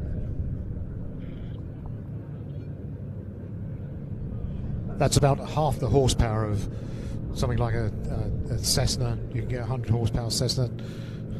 Very common. In fact, the aeroplane that I used to fly was only 100 horsepower.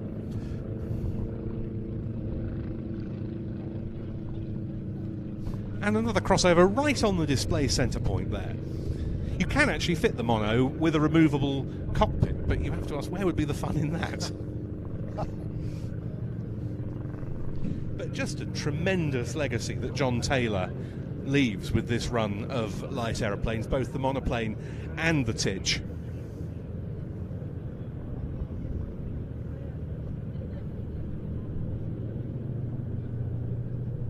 And it really is so important that we bring guys like these two in their early 20s onto the display circuit, because there's always been a need for new blood.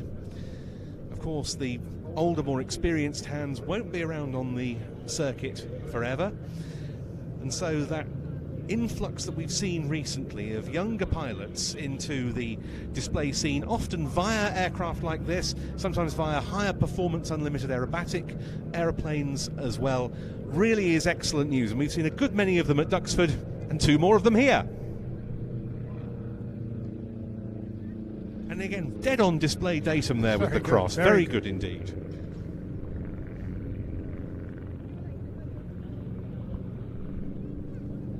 Positioning now for their last pass, and of course they've got a great view of you as they fly past, and indeed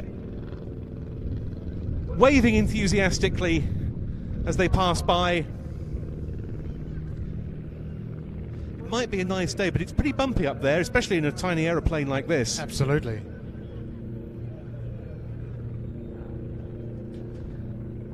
And the second one about to come round for its final flyby.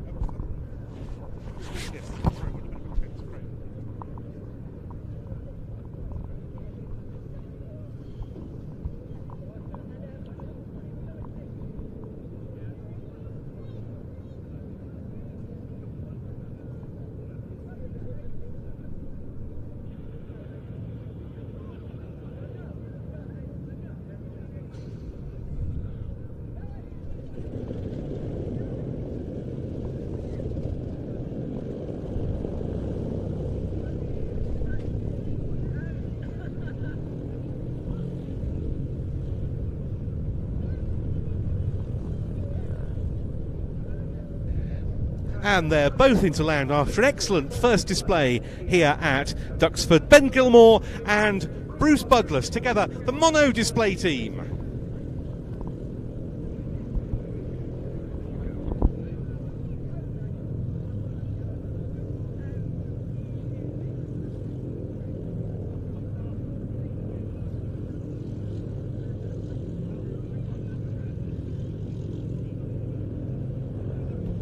Well, here's an interesting World War II combination, and one the like of which we'll definitely be seeing a good deal more in 2024 when we mark the 80th anniversary of the D-Day landings. But it's one that again recalls the IWM Duxford Air Day of October 14th, 1973, and the aircraft rolling for takeoff now, the Douglas Dakota 3, was an aeroplane that was here on the airfield that day. And going off the hard runway to join it, the Supermarine Spitfire 9.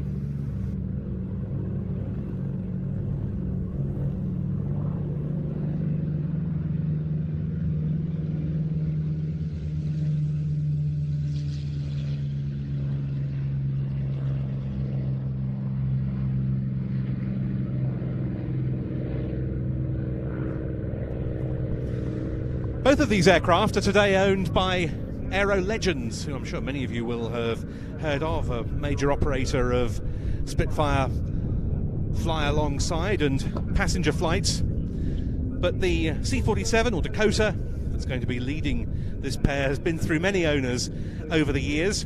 And in April 1973, it was withdrawn by a company called Hunting Surveys, which had used it on survey work, and it was brought here to Duxford for preservation by the East Anglian Aviation Society, which was a voluntary organisation that was really the first partner organisation in the Duxford venture alongside the Imperial War Museum.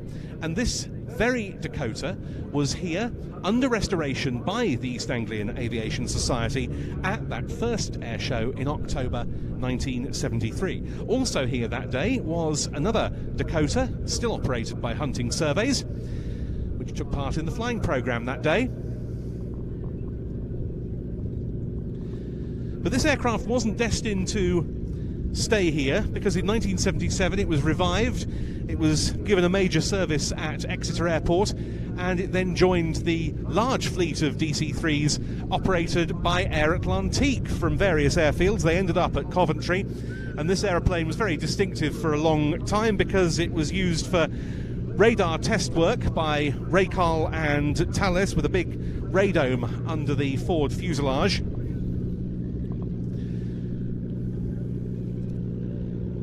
More recently, it's been returned to its wartime configuration. It was sold to Aero Legends in 2019, and it appears in the classic RAF Dakota scheme from the war years with black and white invasion stripes. This aircraft having served with the RAF around the end of World War II in 1945. And it also served on the Berlin airlift with a squadron, number 24 squadron, based not far from here at Bassingbourn near Royston.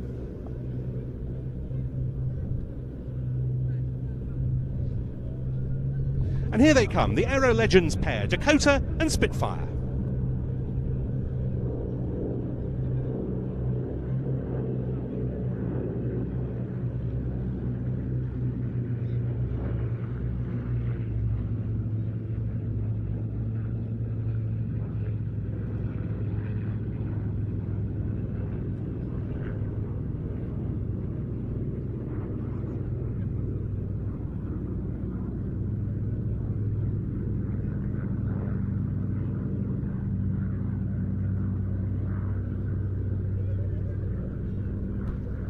After that initial pass, we're going to see them both performing solo.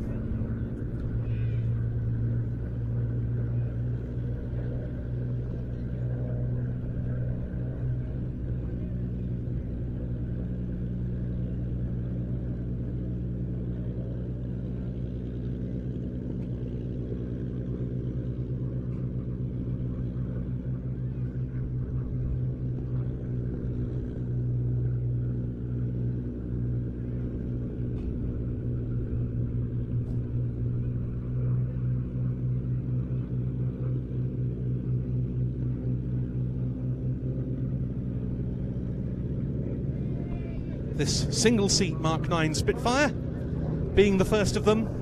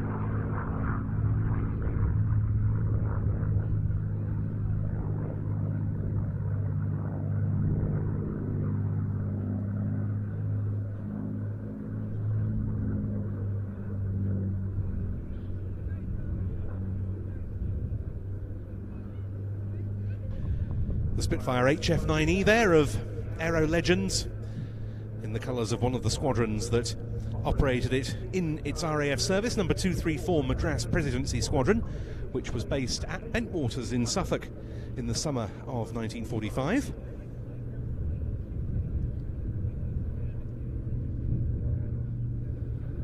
But now in comes the Dakota.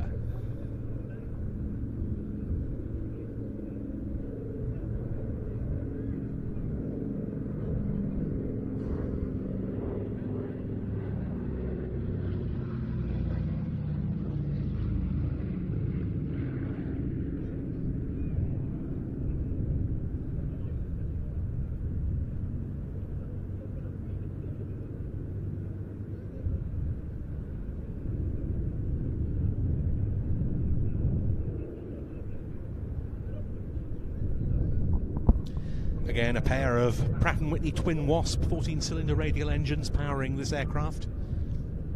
1,200 horsepower each. Same engine type as we saw not long ago on the Catalina. And without any question, one of the most important, not just one of the most important transport aircraft of all time, one of the most important aircraft of all time, full stop.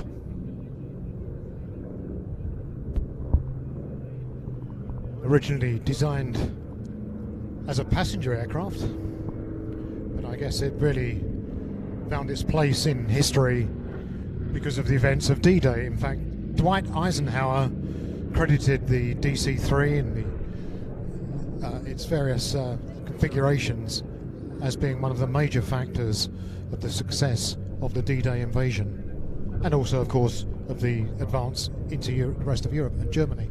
And this was, of course, dropping parachutists, towing gliders, undertaking resupply missions, the whole gamut of transport and support activities, as you say, right the way through the Allied advance into occupied Europe, of which we mark the 80th anniversary next year, but also in so many other theatres. We think also of flying over the hump in the CBI, the China, Burma, India theatre, over the Himalayas. Extraordinary exploits by the crews of these aeroplanes.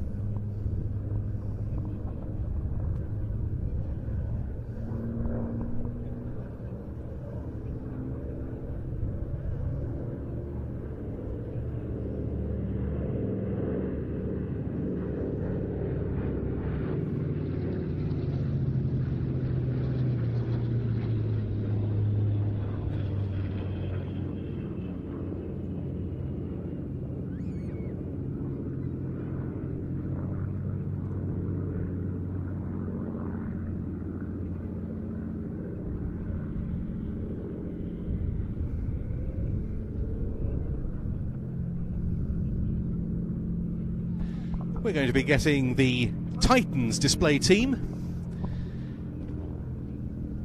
with the Extreme Decathlon and the XA-42 Airborne, while the two Aero Legends aircraft are downwind in the circuit.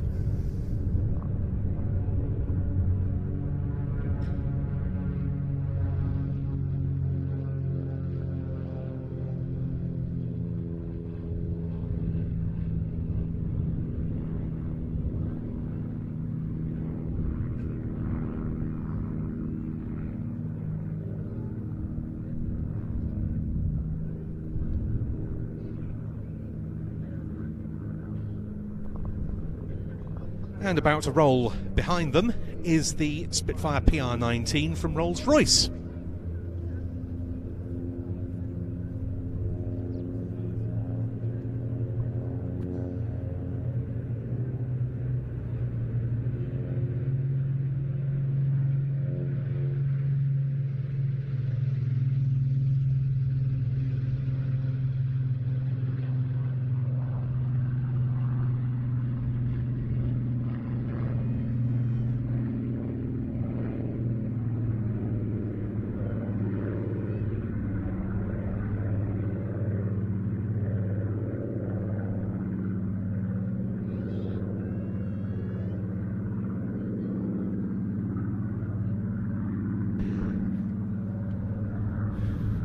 And again, two very experienced Duxford hands at the controls of the two aeroplanes from aero legends. Charlie Brown, he and his trademark moustache, having graced Duxford shows for many a season, was flying the Spitfire for us today. Charlie really does look like a Spitfire pilot. Looks absolutely the part, yes. He's flown for many of the different operators here. He was one of the display pilots for the absolutely legendary and really much missed Messerschmitt Bf 109 G2 Black 6, owned by the RAF, operated by the Imperial War Museum in the 1990s. What an aeroplane that was. You can still see it, but alas, on static display in the RAF Museum.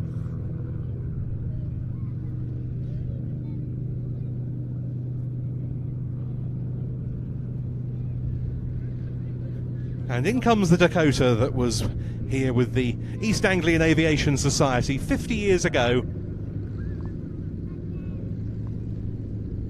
As I say, another very well-known name to many of you who've been coming to Duxford for a long time. Captaining it today in the form of Andrew Dixon, one of the leading exponents of multi-engined historic aeroplanes on the circuit, including B-17 Sally B, of course, which is here in Hangar 2 this weekend. And Sally B's chief engineer, Darryl Taplin, was co-pilot on the Dakota today. Darryl, absolutely an instrumental part of Ellie Sallingbo's team that keeps Sally B airworthy. Its display season having come to a close at our Battle of Britain Air Show last month, but you can, of course, go and see Sally B in its winter quarters in Hangar 2. And we'll be seeing another of the Sally B captains later on in another aeroplane. But now, look above. Here's another team that's cut its teeth at Duxford in the past couple of seasons, the Titans. And a very, very unusual combination of aircraft, no matter how many times you see it. Two very aerobatically capable machines, but totally different configurations. The lead aircraft, the high wing, Extreme Decathlon, a product of American Champion Aircraft.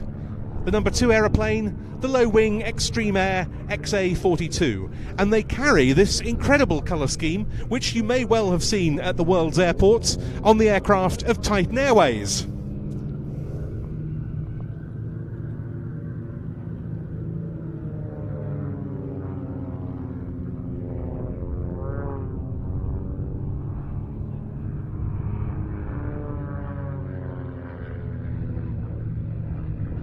And this is a really good demonstration of how to fly an excellent coordinated display with aircraft with different performance and handling characteristics. And here's a really good example of that, up for synchronized stall turns.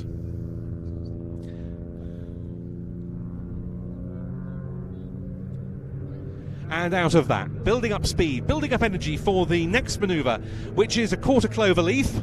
So in on a 45-degree line, 45 degrees off to the main display line, pulling back on the sticks. And there's the twist, the change of direction, to bring them back onto the main A-axis display line. And from that, straight up into a loop.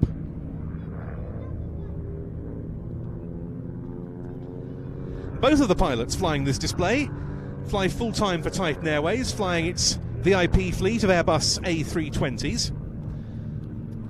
Leading in the Extreme Decathlon is Patrick Wilson. He's been flying this aircraft since 2013, but it was only a couple of years ago that he got his display authorization. And a lot of his practicing, and a lot of this team's subsequent practicing, has been done here at Duxford, as he goes into mirror formation with, flying up to him, the XA-42 in the hands of Phil Ansell. And that is a really, really close mirror.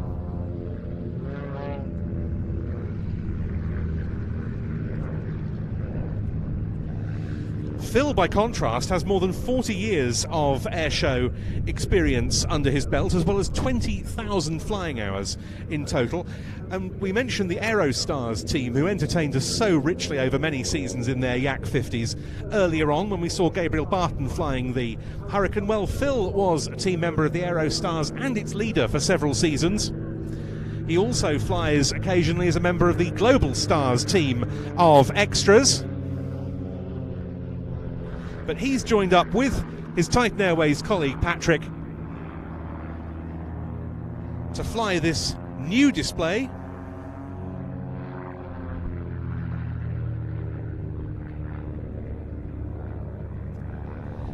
Using another quarter clover there to position away from us on the B-axis at 90 degrees to the runway.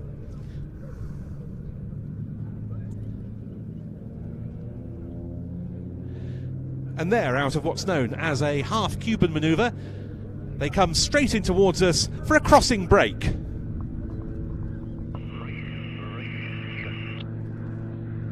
There, the commands of the team leader, Patrick Wilson. Apart from his flying for Titan in the Airbus A320 or indeed the Embraer Phenom, he's also an aerobatic instructor.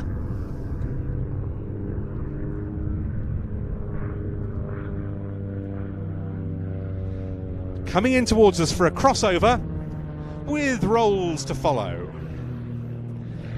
And a good demonstration there of the different performance characteristics. The very high rate of roll of the XA42, which is now heading away to our left, and the rather slower rate of roll on the Extreme Decathlon off to the right.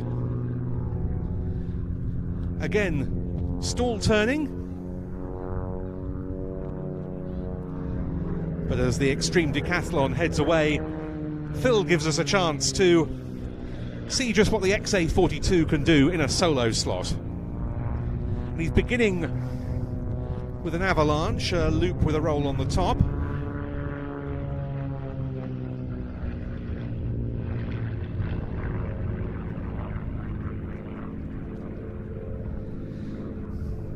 This one of the family of aerobatic aircraft originally developed by the German aerobatic pilot and engineer Philipp Steinbach.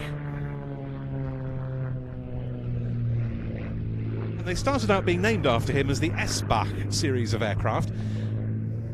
But they then came under the Extreme Air banner, and this is the XA42.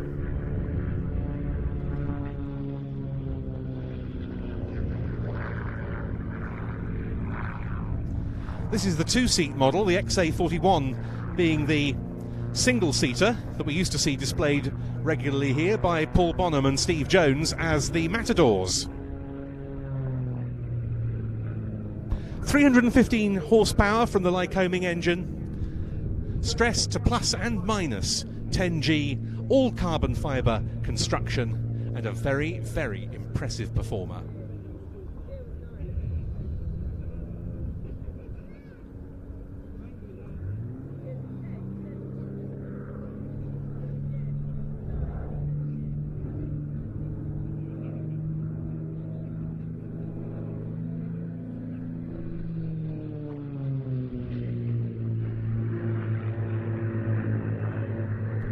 But taking over at centre stage now, we have Patrick Wilson with the Extreme Decathlon.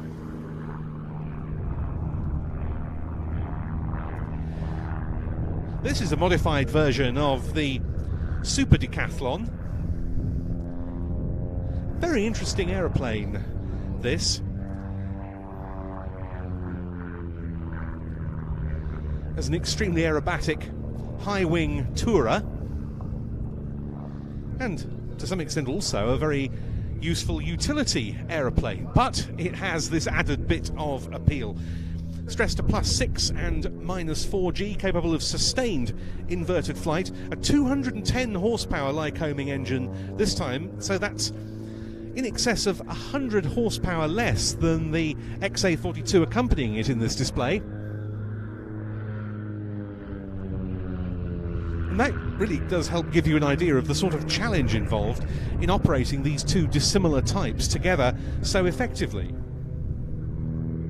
Its manufacturer says that the Extreme Decathlon has the highest performance that's ever come from a high-wing aircraft in this class.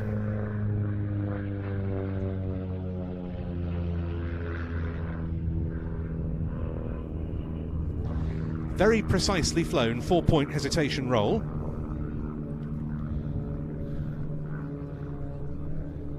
And this is the final manoeuvre of Patrick's solo display in the form of a half Cuban. But there you can see Phil putting the smoke on and chasing him down once again to rejoin in formation and going straight into a loop. Phil using those 100 extra horses to catch up rapidly.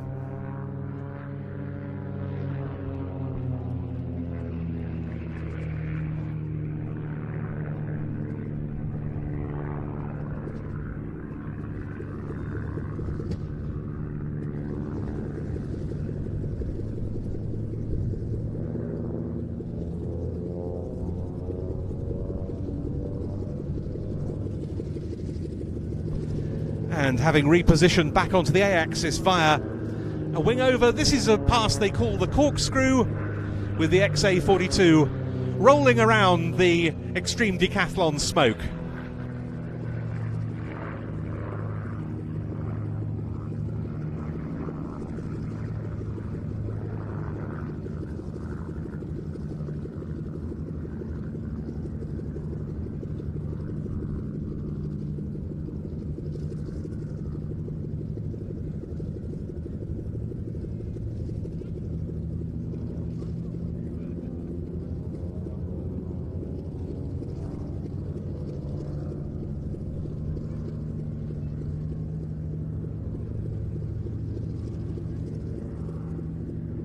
Heading in on the 45-degree line, and they're going to use another quarter cloverleaf.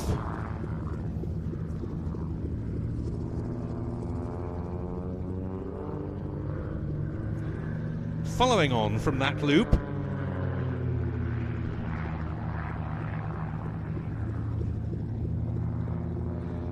and there they go, completing that quarter clover to head away on the 45-degree line to the east.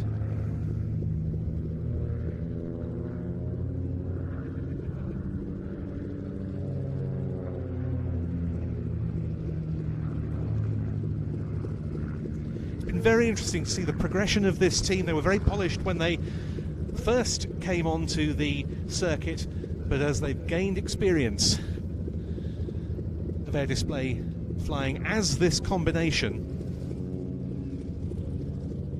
it really has become a very dynamic and very close coupled sequence indeed.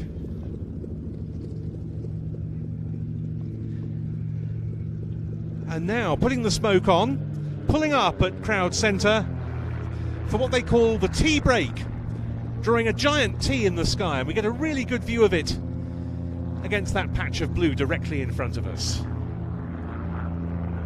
And that completes the display by Patrick Wilson and by Phil Ansell, the Titans display team.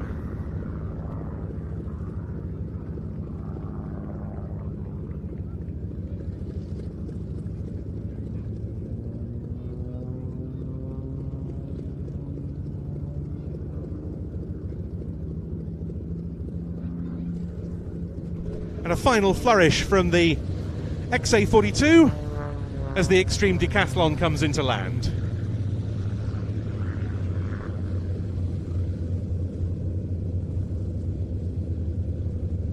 And as a cacophony of yaks starts up directly in front of us here at the control tower, we're now awaiting the arrival of our Singleton aircraft from the Rolls-Royce Heritage flight in today's display. We had hoped to see a two-ship with the P-51D Mustang. I mentioned earlier that the Mustang was unserviceable. In fact, I've subsequently been told that's incorrect. Sadly, it's pilot illness that's prevented the Mustang from joining us today. Much to said pilot's irritation, he's just getting over a cold.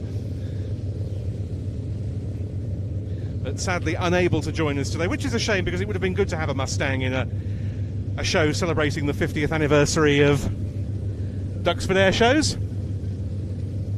But nonetheless, you can go and see the static Mustang of the IWM in the American Air Museum, and that aircraft, painted in those days as the 78th Fighter Group flagship from World War II, Big Beautiful Doll, was perhaps the star exhibit in the static exhibition here at the first air show 50 years ago today. Having newly been restored by a team from IWM and the East Anglian Aviation Society half a century on, you can go and look at it now in a different colour scheme But here at Duxford, once again, as part of the IWM's collection, inside the magnificent American Air Museum that's been such a feature of the site here for now 26 years. But nonetheless, it's great to see this Singleton aircraft from the Rolls-Royce Heritage Flight. In from the left, the Spitfire PR-19.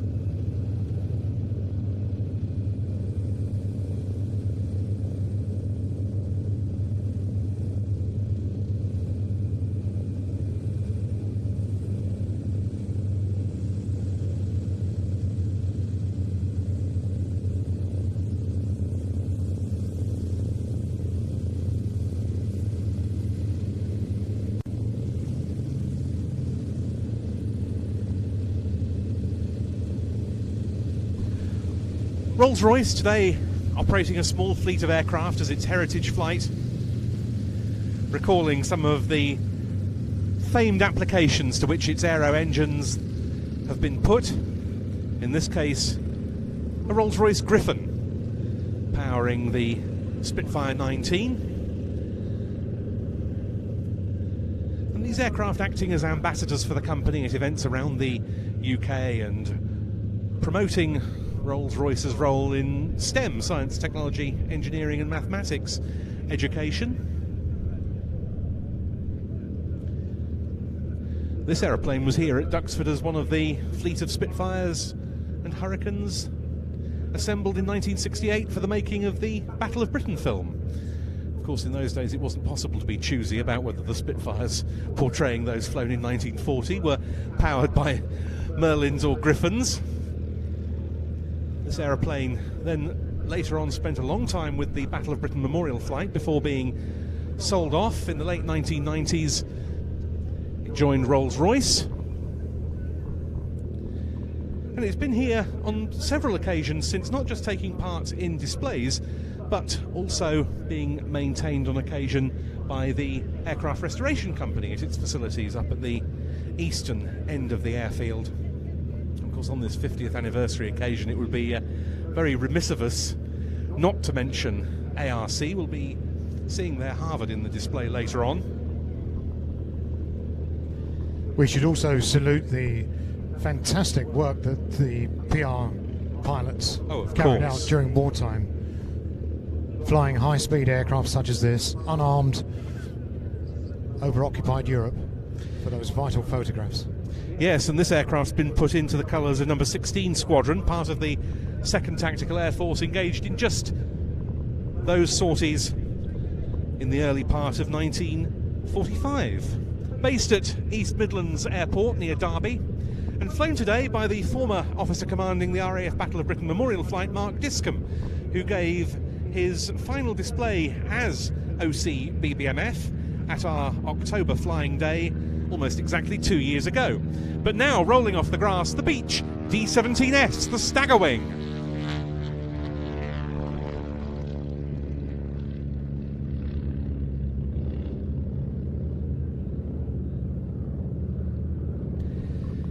Now, this very example of the Staggerwing has a really special Duxford connection. When it returned to display flying after an extremely long absence at the first flying day we held here last year at the start of the 2022 display season, for some people in the audience it will have been a very nostalgic sight indeed, because this Staggerwing, painted up as the personal aircraft of His Royal Highness Prince Bernhard of the Netherlands during World War II, during Bernhard's exile in London, was a regular sight on the Duxford scene at the very end of the 1970s and into the early 1980s in the hands of one of the true pioneers of the UK warbird movement and of warbird flying at Duxford, Rob's Lamplugh.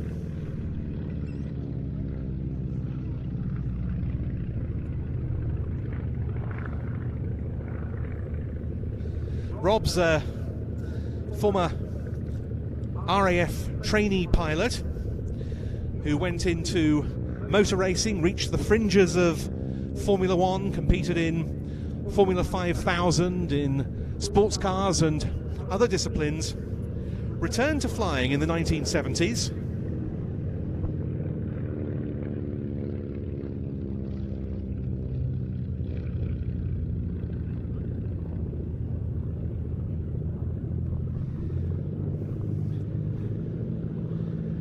And he became very interested in historic aeroplanes. He started off by buying a Harvard. In fact, one of his former Harvards will be flying for us in a little while. From that, he decided he wanted to progress onto heavier metal, and he was involved in the recoveries from Israel in the mid-1970s of a number of Spitfires and P-51 Mustangs that had been operated by the Israeli Defense Force Air Force.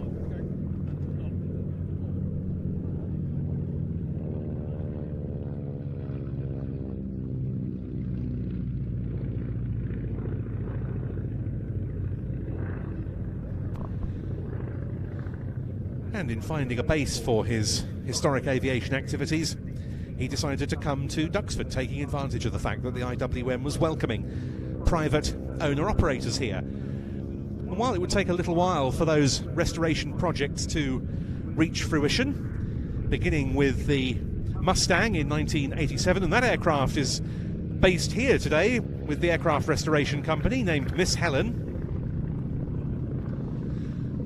Rob's acquired a number of other aeroplanes, one of which in 1979 was this Beech Staggerwing, and it was in that year that it made its Duxford display debut, and he then painted it in this really interesting wartime camouflage colour scheme.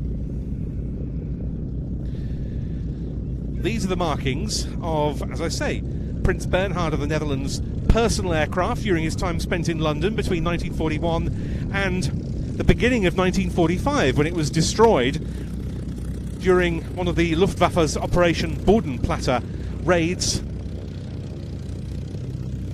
specifically that on Evere airfield near Brussels.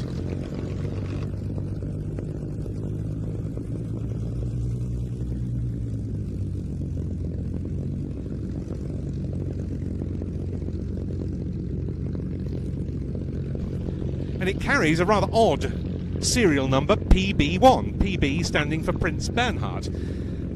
All of this faithfully replicated when Rob's Lamplugh decided to have the aeroplane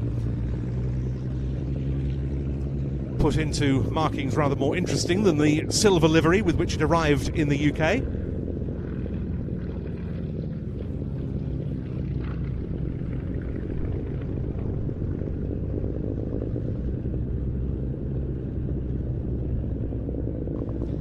And in fact, he had the honour of flying Prince Bernhard during a visit to the Netherlands in this aeroplane in 1980. This aircraft was out of action for a very long time, until 2020, when it was bought by Edwin Boshoff, well-known Dutch warbird pilot, who already owned a Staggerwing of his own. He knew that Peter Kuipers, one of the regular pilots of B-17 Sally B here at Duxford, was on the lookout for a good touring aeroplane.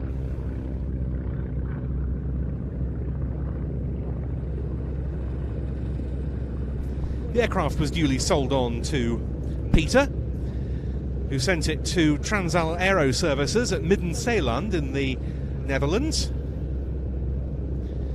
for an overhaul, but it was in excellent condition, having been very well kept up by Rob's Lamplugh during its years in storage. It flew again towards the end of 2021, and today Peter keeps it at Leopoldsburg in Belgium, but makes regular forays across the channel to display it here and elsewhere.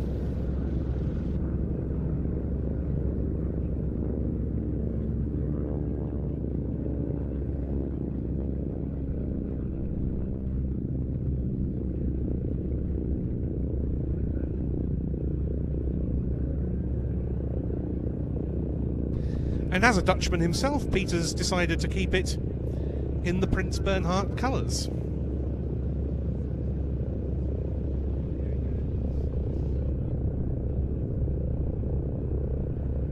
Absolutely fantastic aeroplane, the Staggerwing, so named because of the staggered configuration of the biplane wings.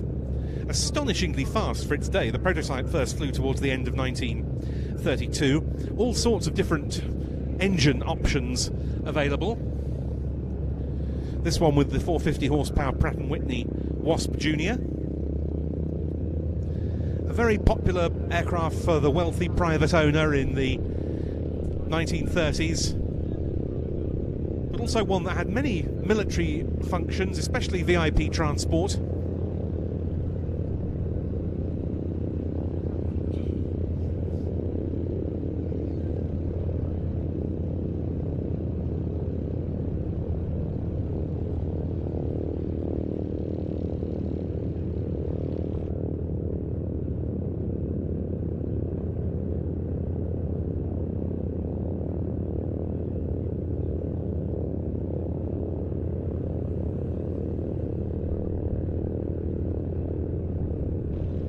And handled for us by one of the best in the business, Peter Kuipers. with the Beech D17S.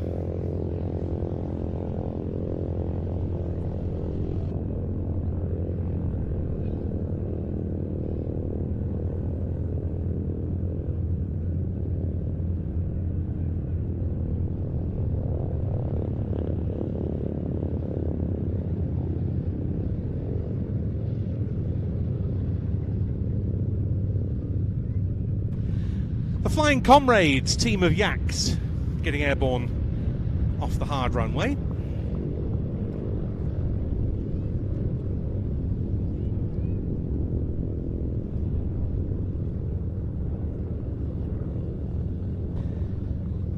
They're off to the hold, more about them anon. But once again we return to 1973. Formative day of IWM Duxford air shows, and again 2 aeroplanes that were here on that date, one of which was actually in the flying display then just as it is now and looking pretty much identical. We were hoping to see another actual airframe that flew in the show with us today, the Avro Tutor.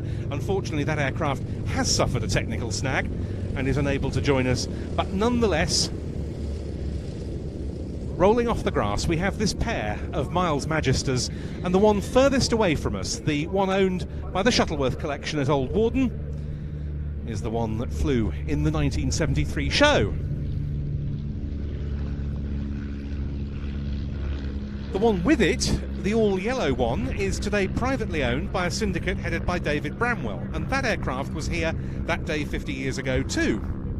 It was owned by the East Anglian Aviation Society in those days, but it wasn't in the pristine condition that we see it in today. It was described as a wingless, waterlogged and derelict hulk when it was sold for £80 in 1968, and the airframe in that unrestored condition was shown at Duxford and various other local venues as a bit of a travelling exhibit for the East Anglian Aviation Society, while it was in the ownership of one of their members. Later it was the subject of a 20-year restoration. It's been through various owners, and as I say, David Bramwell heads up the syndicate that has it today, and it too, like the Shuttleworth aircraft in the lead, is based at Old Warden in Bedfordshire.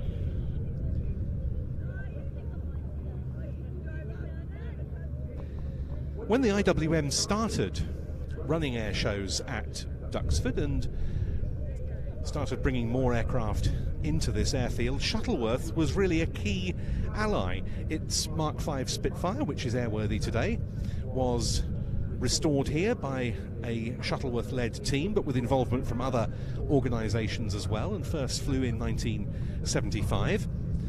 That was really the first of Duxford's major airworthy restorations. Goodness knows how many more have been notched up over the decades since.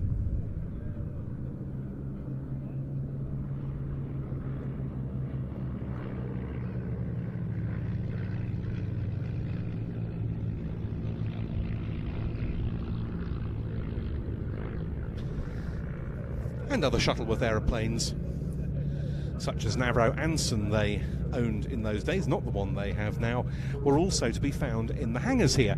And Shuttleworth aircraft immediately became regular participants in the Duxford air shows, Shuttleworth providing a great deal of assistance to the IWM in organising and running the early flying displays here.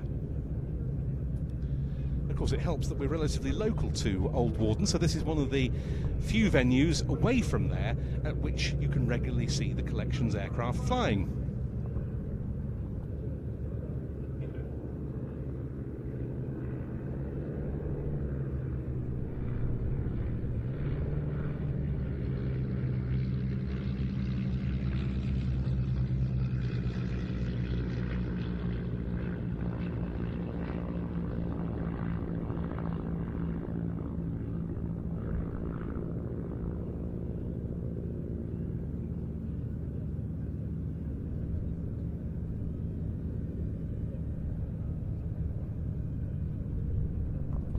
The Shuttleworth Magister leading this pair was built by apprentices from the best parts of 3 Magister airframes, which the collection bought in the early 1970s, and it took its service identity from the fuselage that was used. And it's in the wartime training colours with camouflaged upper surfaces and the traditional RAF trainer yellow below. The second Magister is in the pre-war all yellow training colours.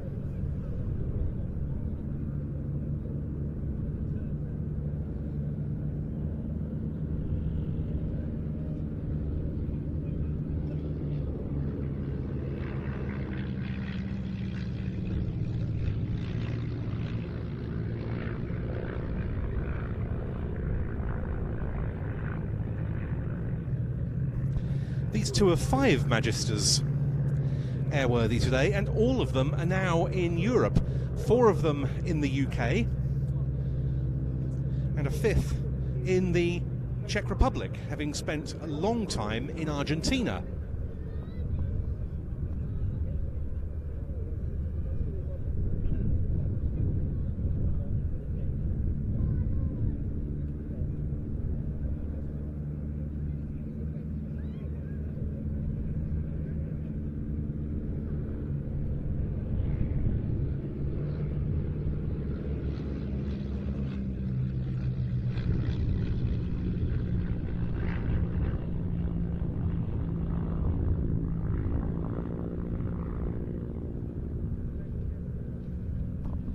And you can also see a Magister as part of the museum's collection here of British and Commonwealth aircraft in the airspace hangar.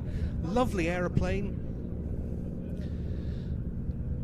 developed when the RAF was beginning to transition from the biplane to the monoplane on its front line. The RAF needed a monoplane trainer to better prepare pilots for machines like those, and the Magister fitted the bill ideally. It was faster than the biplane trainers, the likes of the Tiger Moth that we've been seeing operating with classic wings here, or indeed the Avro Tutor that we should have seen in the display. Yet it still had low landing speeds which were manageable for the student pilot.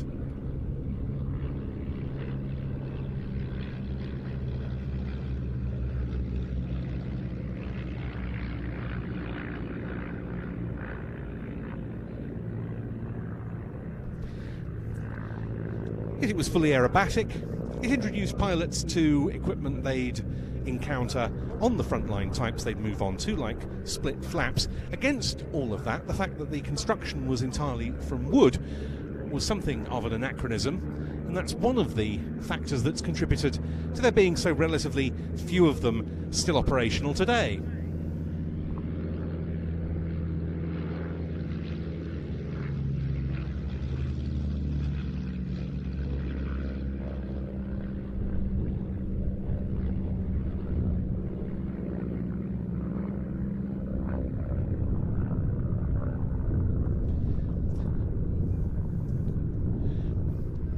The rear windscreen on the rear cockpit of the Magister is larger than the one at the front to accommodate the blind flying hood for instrument flying training purposes, which would be pulled forward over the rear cockpit for that purpose, and the student and the instructor would have communicated via what was known as the Gosport tube, with a funnel at one end and earpieces almost like those of a stethoscope at the other.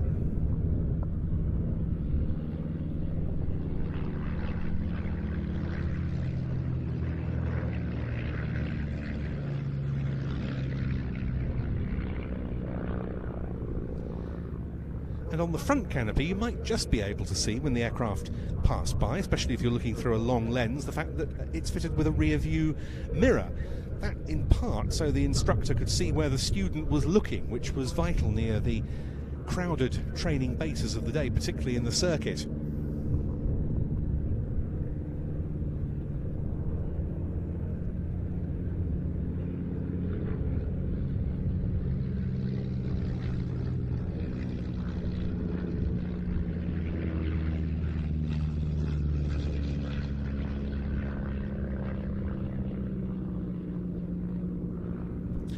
The Magister went into RAF service in September 1937 with the Central Flying School, and then it was used by various elementary flying training schools, but the Tiger Moth was so well established that it still dominated RAF training, and just under 1,300 Magisters ended up being built.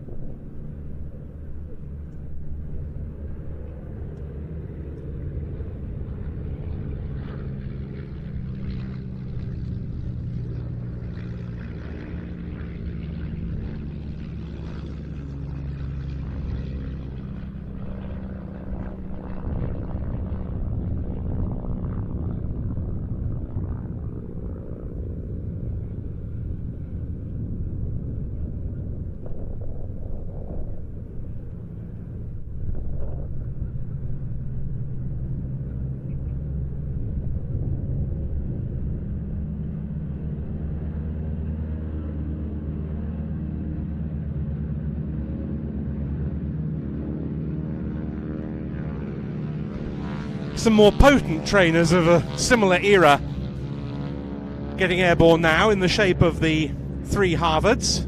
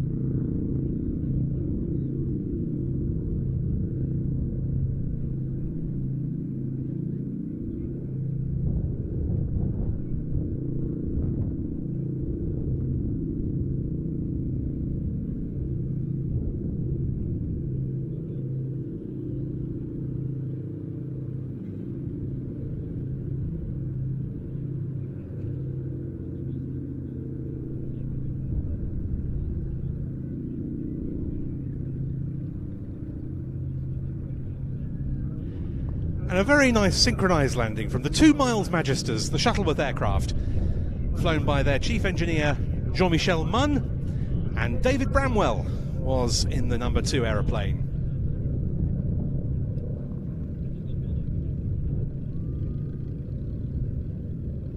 I was talking earlier on about the new display teams and new display acts that have cropped up as a result of the opportunity to be able to practice here at Duxford, and here is just such an example.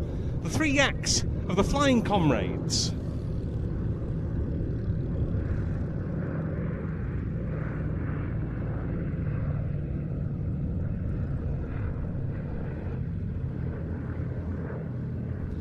In the lead, the Yak 18T, flanked by a pair of Yak 52s.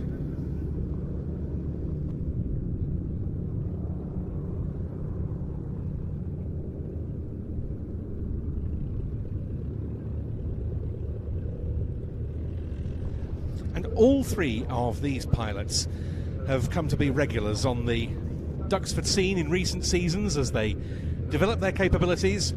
We've got Phil Hardesty leading in the Yak 18T, and the 252s are flown by Alex Luton and someone who makes a great contribution at this aerodrome, Tom Turner, who's the head of airfield services.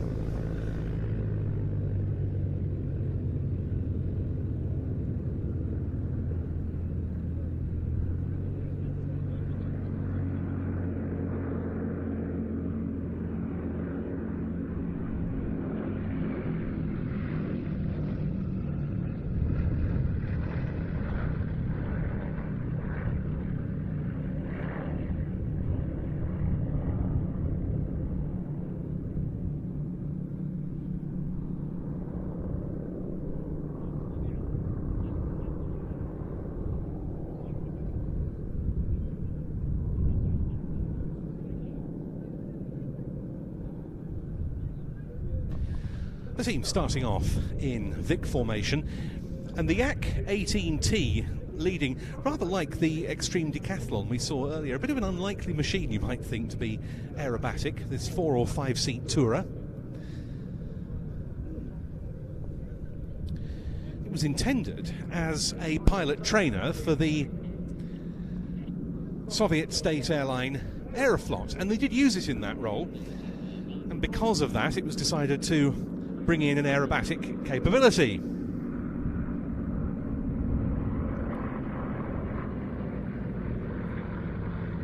And both of these types of really simple, rugged construction in the best Soviet traditions.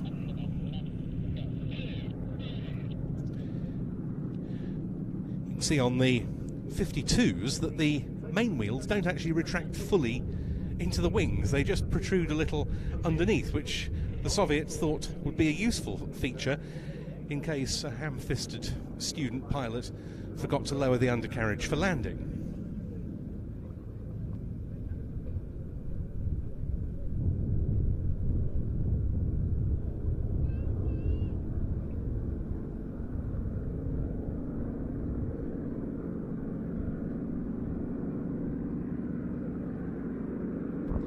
And they've now changed into echelon formation.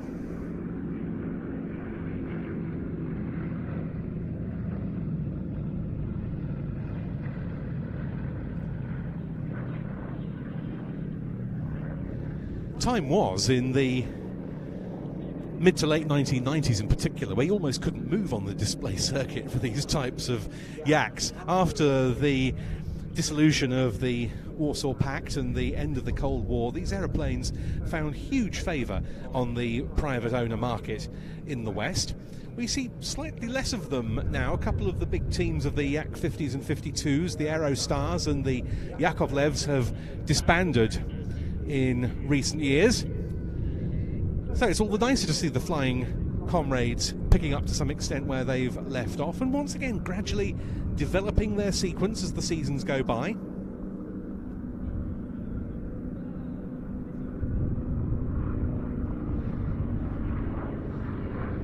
Pulling up for barrel rolls.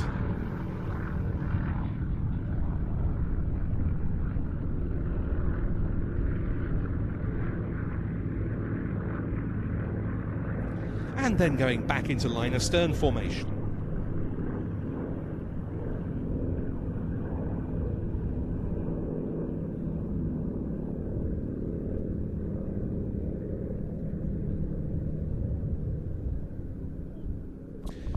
Two of these three aircraft are owned by airline pilot Nigel Luton. The 18T and one of the 52s, and it's his son Alex who's the number 2 pilot in the team. Both he and Phil Hardisty are commercial airline pilots for a living.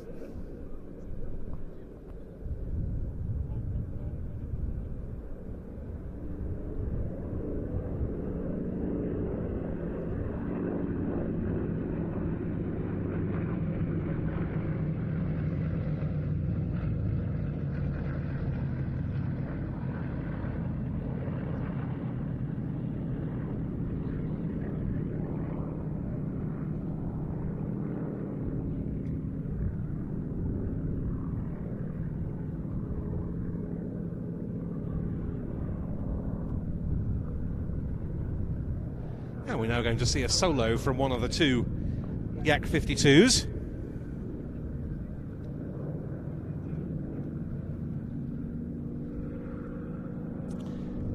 This one owned by Phil Hardisty. It was imported from South Africa.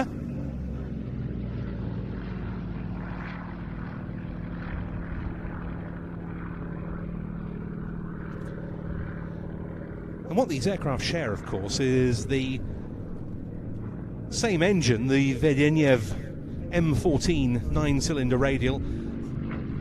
400 horsepower in the 18T, 360 in the 52s. And this was a radial engine that the Soviets used in pretty much everything requiring such a power plant.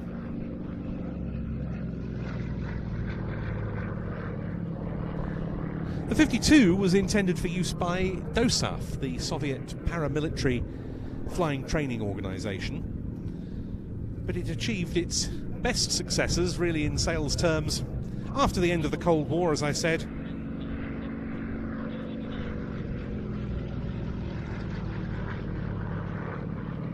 All production Yak-52s built not in the Soviet Union but by Aerostar in Romania.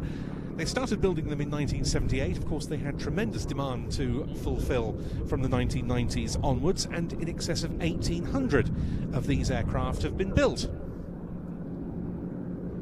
And here's the other 52 running in from our left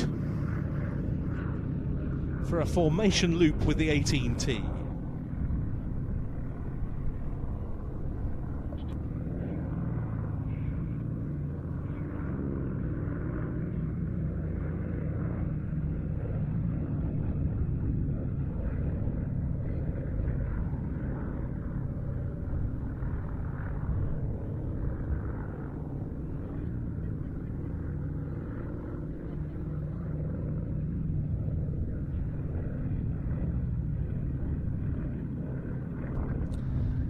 Phil Hardesty, the lead pilot flying the 18T here, gave his first public air show display at Duxford at the Flying Legends show in 2019 in a Piper L4 Cub. And he's flown Cubs here many times since, as well as Chipmunks, and now regularly to be seen leading the Flying Comrades.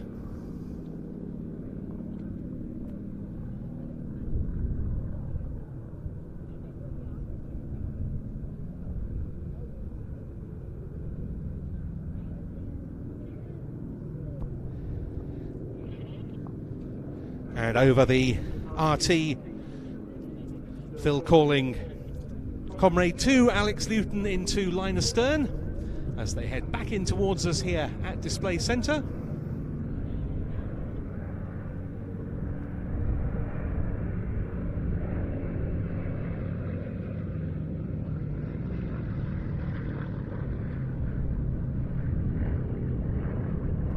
And looking up high and to the right, as we see the other two aircraft performing 4-point hesitation rolls. Comrade 3, Tom Turner, dives in with his Yak-52.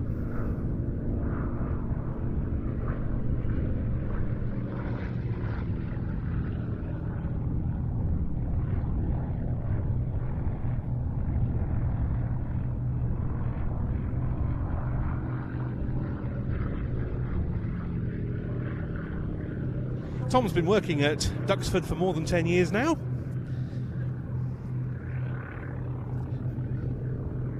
Currently as head of airfield services, but he loves flying in the displays here as well.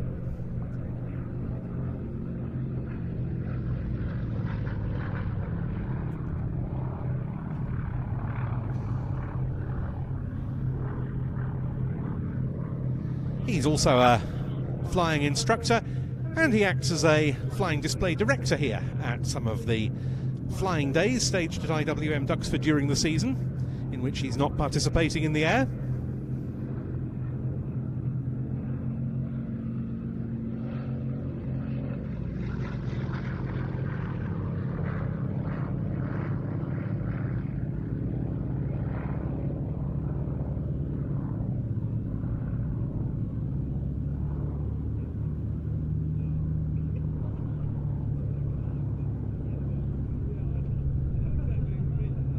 And as he clears Comrades 1 and 2 run in again.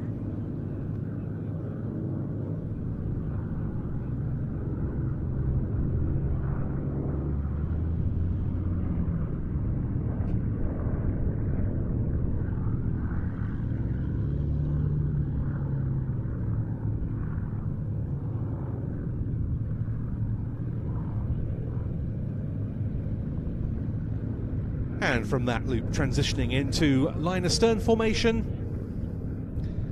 as Comrade 3 runs back in from the right.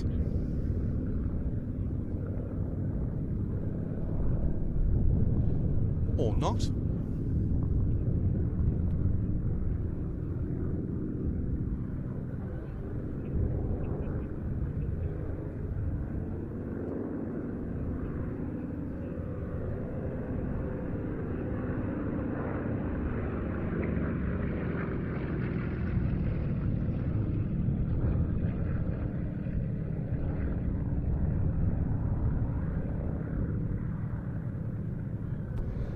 And numbers 1 and 2 executing a barrel roll against that spectacular cloudscape over there to the south.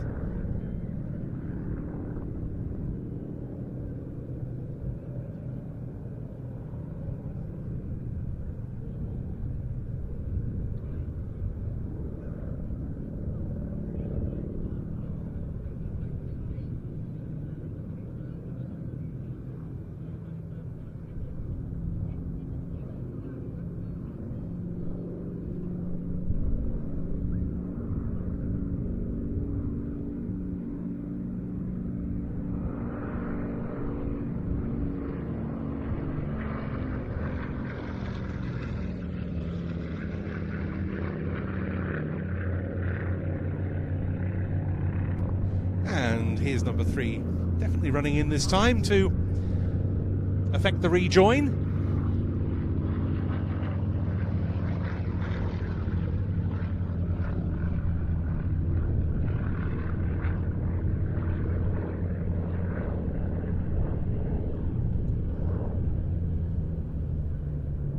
And having come down the display line with that flourish, the other 2 aircraft can be seen over there to the south.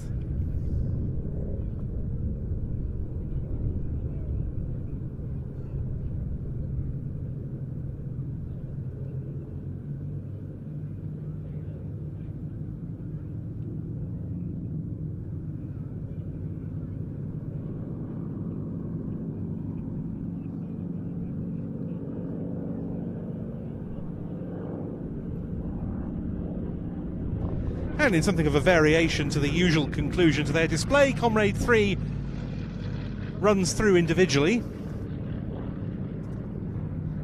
as the other 2 aircraft loop in front of us on the B-axis and split asunder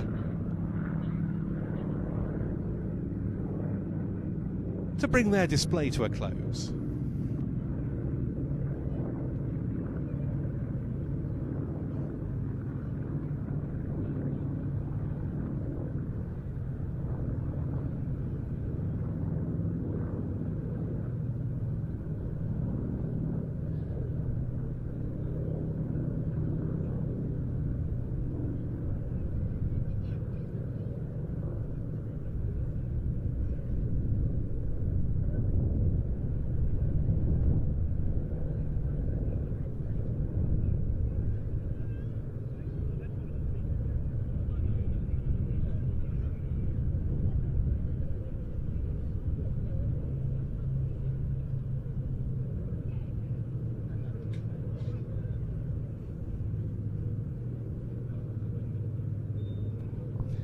And about to roll off the grass, a trio of Hawker Hurricanes to be back with us in 1 act's time.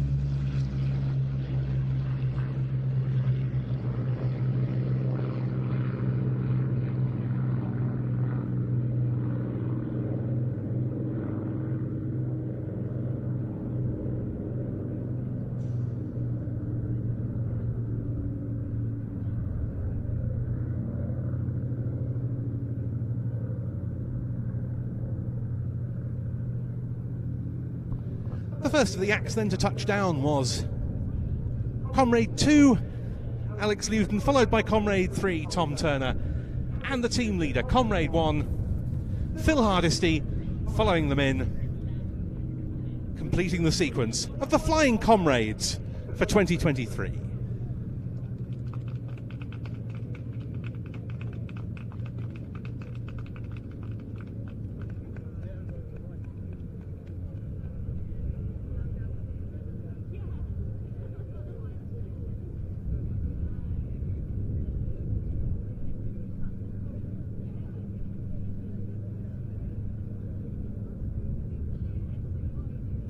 Now, in all the warbird activity that Duxford's seen over the past 50 years, I'd argue that one aircraft type has been crucial, and that is the North American Harvard, because now, as in its service heyday, it is the perfect trainer from which to graduate to the heavy metal warbirds.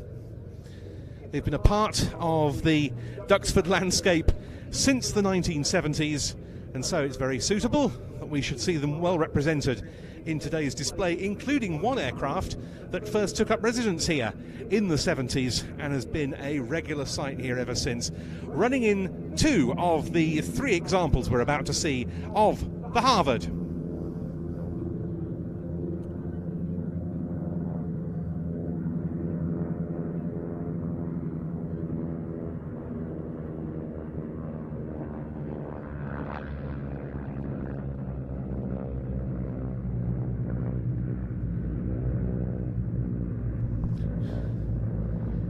And it's the one leading that pair that has that long Duxford history. It's a Harvard 4 that was built in Canada by CCF, the Canadian Car and Foundry Company, and it's in the markings of the Portuguese Air Force. It's been in civilian hands in the UK since the late 1970s, and it was first operated from Duxford by Robs Lamplugh, who I talked about earlier in the context of the Staggerwing when we saw that display. And this was also one of the aircraft that was flown by the Harvard Formation Team. I'm sure many of you will remember them, founded and led by Anthony Hutton, and with musician Gary Newman as a prominent member. And they flew at a lot of Duxford shows throughout the 1980s and into the early 90s.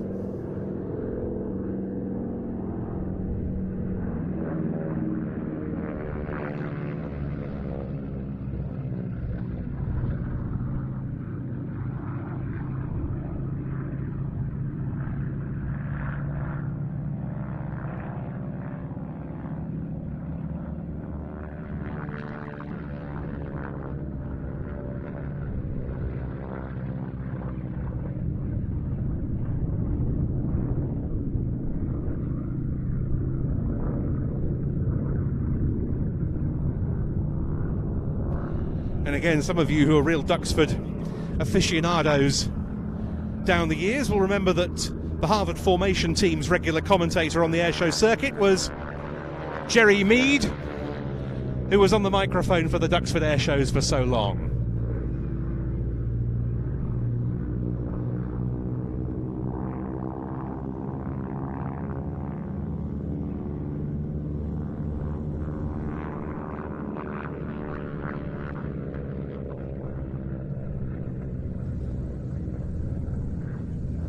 The Harvard leading this pair has been with the Aircraft Restoration Company since 1989 and flying once more since 2000 in these Portuguese colours, with John Romain, the boss of the Aircraft Restoration Company, performing the first post-restoration flight. John unusually not flying today, such a stalwart of the Duxford scene, but someone who's contributed such a great deal to the success of this venue.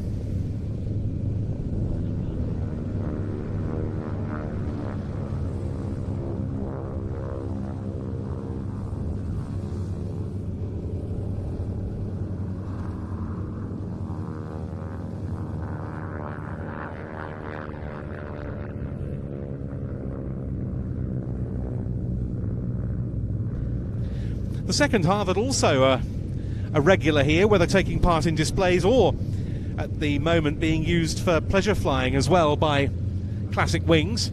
It's owned by Anglian Warbirds and based at Earl's Cone in Essex, and it's in a US Navy colour scheme. And it's one of the relatively few T6 Texans or Harvards, known as the Harvard to the British and Commonwealth Forces, of course, and the T6 to the US Army Air Forces, to have actually been built by North American.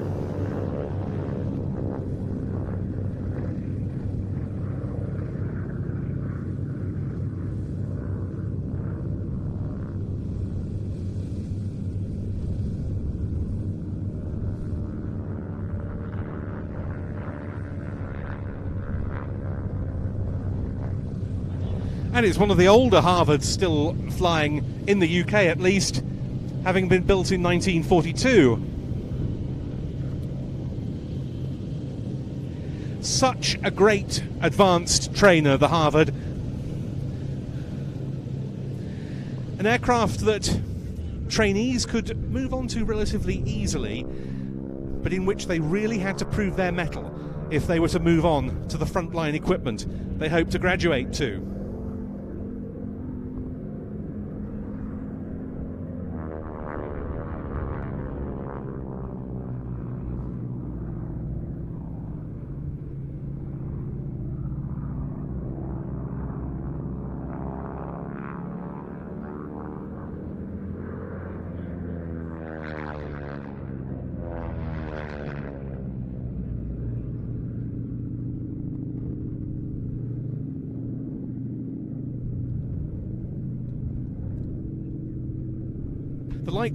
The likes of the Harvard formation team and the radial pair with Gary Newman and the late Norman Lees rather disappeared from the airshow circuit in the 1990s as the Yaks that we've just seen and their ilk began to take over, the Yak 52 being cheaper to operate than the Harvard. But we've always enjoyed them flying at Duxford.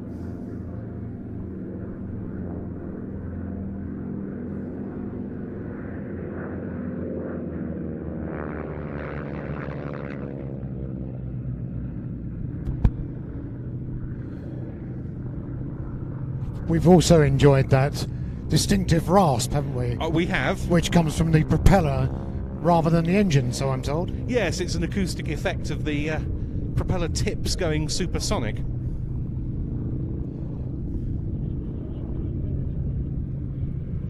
You mentioned Gary Newman. I seem to recall that his Harvard was in a Japanese yes, it was. style, wasn't it? Yes, constantly being shot down. Yes, that's right, yes. Yes.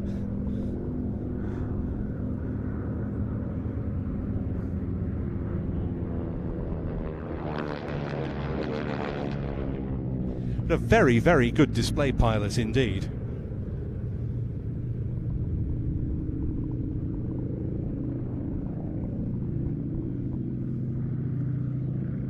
Yes, he was one of the habitual airshow victims. If ever there was a Pacific War scenario, Gary would be shot down, rather like old Lindsay Walton used to be with his Messerschmitt 108. That's it, yeah, absolutely.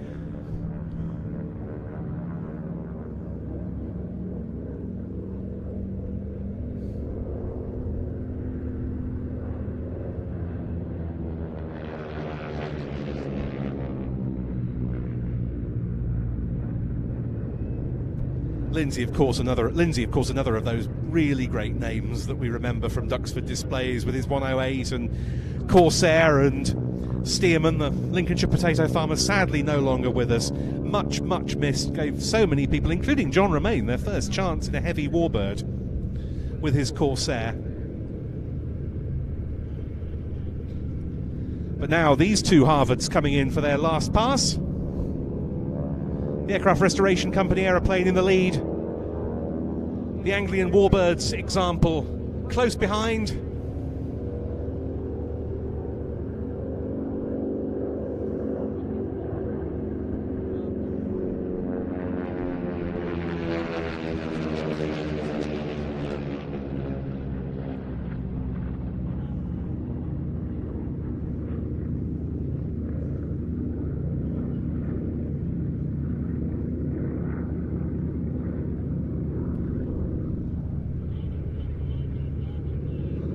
And those two, led by the enormously experienced Rod Dean, who started his airshow flying career proper in 1972 when he was selected to become the RAF Strike Command Hawker Hunter display pilot. Spent 2 seasons doing that. Later returned to display flying in the civilian world, has flown for so many major operators, not least here at Duxford. Always with tremendous style, and a man who had a tremendous amount of experience on jet warbirds as well.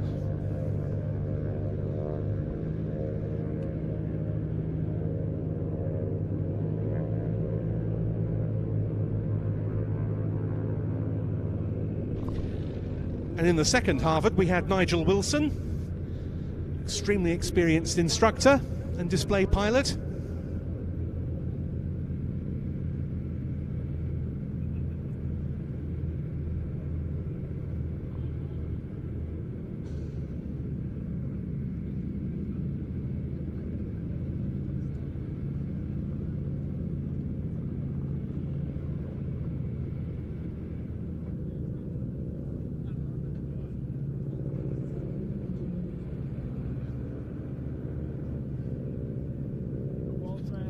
In fact, in saying that Rod started off in flying displays in 1972, in fact, he'd taken part in the fly past for the review of the Royal Air Force on its 50th anniversary in 1968 in a Hunter at Abingdon. So it was a mark of his longevity that 50 years later in 2018, for the centenary of the RAF, he was able to display a Slingsby Firefly at an air show back at Abingdon once again. Here he is coming into land.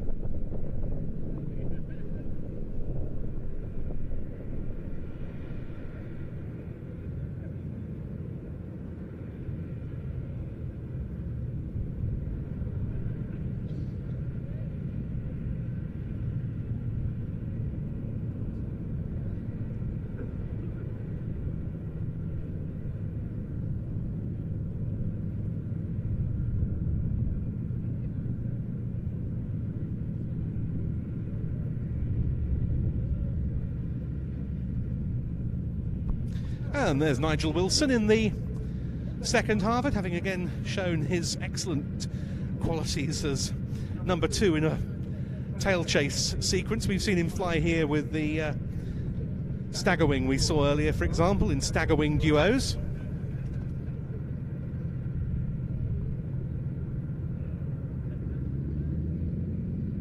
And basically they're following Rod through Rod's standard Harvard solo aerobatic display. Very nicely done indeed. But we're not done with this classic trainer, because we've got another one about to join us for a solo slot.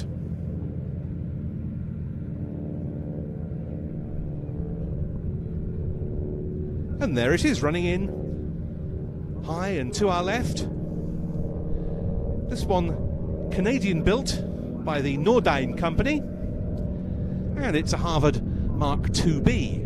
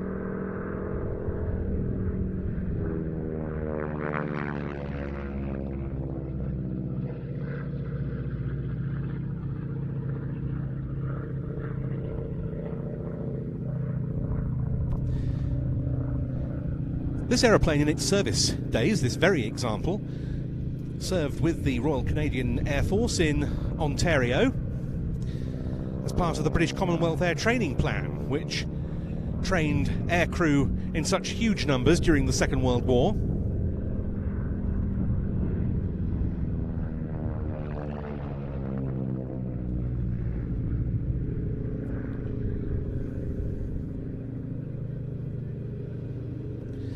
It later went to the Swedish Air Force, but is now back in the original colours of number 6 Service Flying Training School.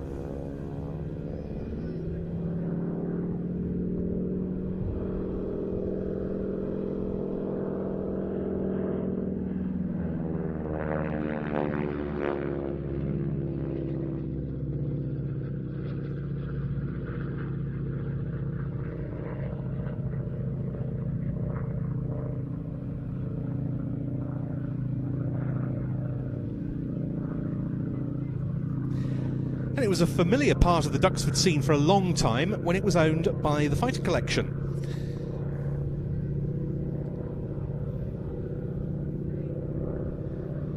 Recently it's been sold to CK Aviation.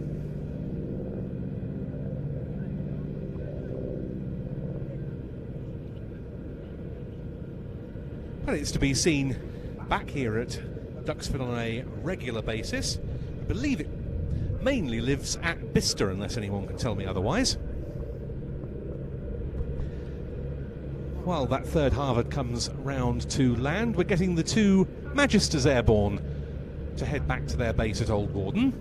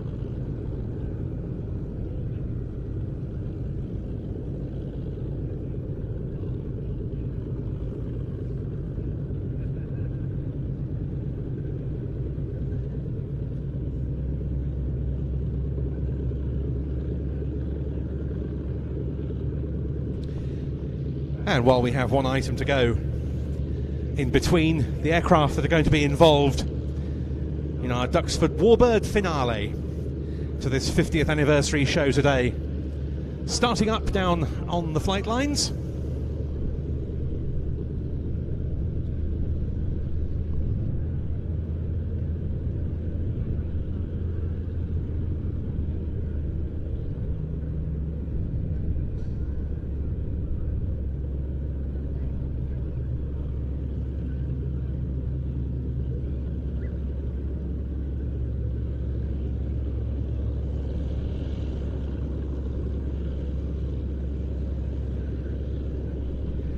And in contrast to the years of display experience of both Rod Dean and of Nigel Wilson, who we saw in the other 2 Harvards, that solo Harvard there was flown by a brand new addition to the display circuit, Isabel Rutland.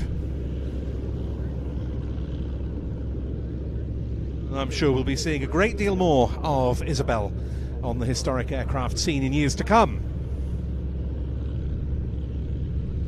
We saw our next 3 aeroplanes getting airborne a little earlier. They, I believe, are going to be performing as a duo and then a solo. As Colin mentioned earlier on, the Spitfire so indelibly associated with Duxford as a result of particularly the number 19 squadron connection, but really the link is as close with this, the Hawker Hurricane.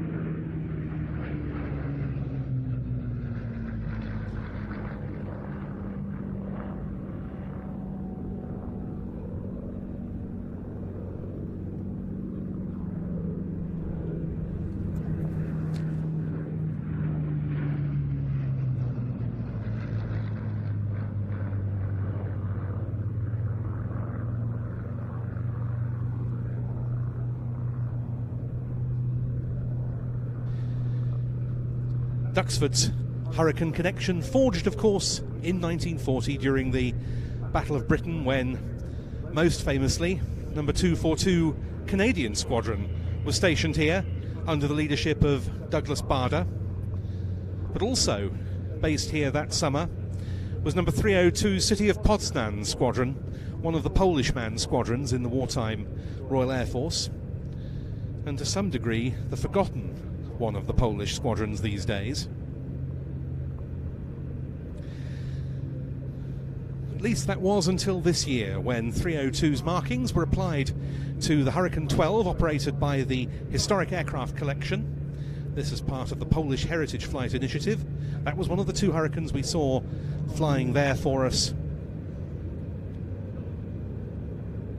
But now to close this Hurricane slot, we have the Mark 1 we saw earlier from Fighter Aviation Engineering.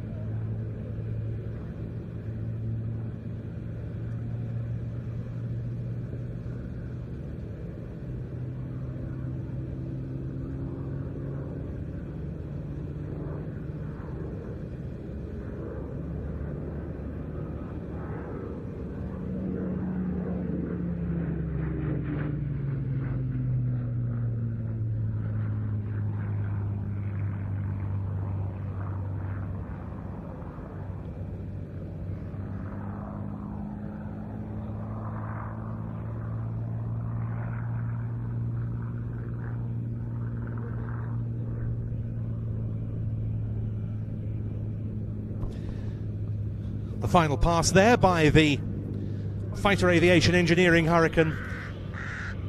I'm sure all of you will have been as excited as I was to see the latest airworthy addition to Fighter Aviation Engineering's fleet appearing on static display here just behind the control tower for the first time following its maiden post-restoration flight earlier this week. Another Hawker fighter of a slightly later vintage, the Tempest 2.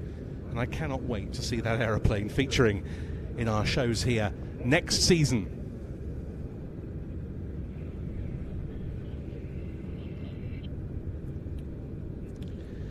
Now bringing the Hurricanes into land, we had the Mark 1 of Hurricane 501, and that's a reference to the fact that that aircraft flew during the Battle of Britain with number 501 Squadron, being shot down by a Messerschmitt Bf 109 on the 28th of September 1940 after it had completed but 7 operational sorties. We also had, as I said, the Historic Aircraft Collection Hurricane in its new dual markings of 2 different pilots who flew from Duxford specifically on Battle of Britain Day, as we now commemorate it, the 15th of September 1940, with number 302 Polish Squadron, Flight Lieutenant Tadeusz Szropik and Wing Commander Julian Kowalski, both of whom suffered very different fates. Szropik shared in the destruction of a Dornier Do-17 before being shot down over North Weald in Essex. He bailed out but lost his life at the age of 32 on Battle of Britain Day, the 15th of September 1940.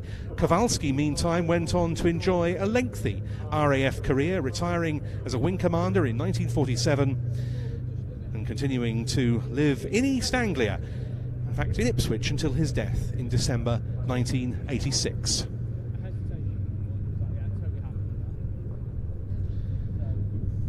And the aircraft we saw performing solo there, the Fighter Aviation Engineering Hurricane, a veteran of the Dunkirk evacuation of May 1940, serving with number 245 Squadron. It was brought down by fire from a Messerschmitt Bf 109 and crash landed on one of the Dunkirk beaches, later being recovered and restored.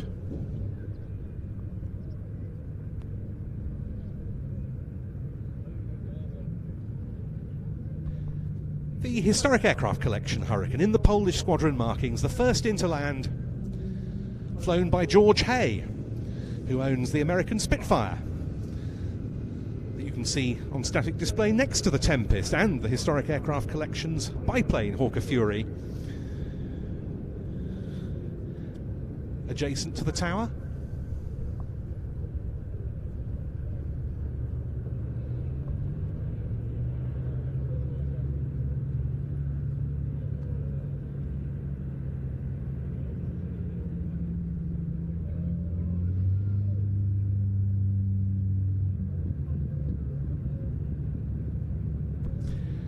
The second of them, Hurricane 501's aeroplane, in the hands of Neil Oakman.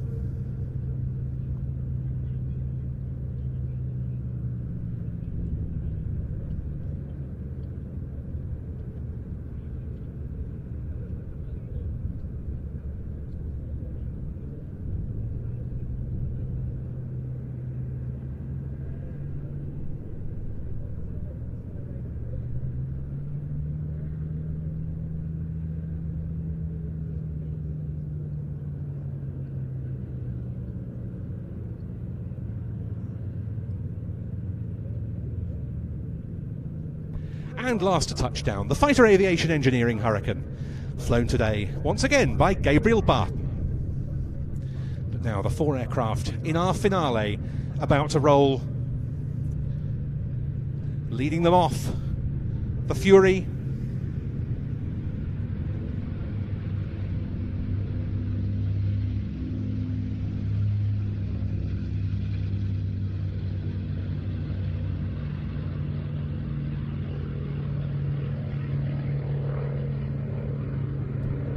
next, the Bearcat.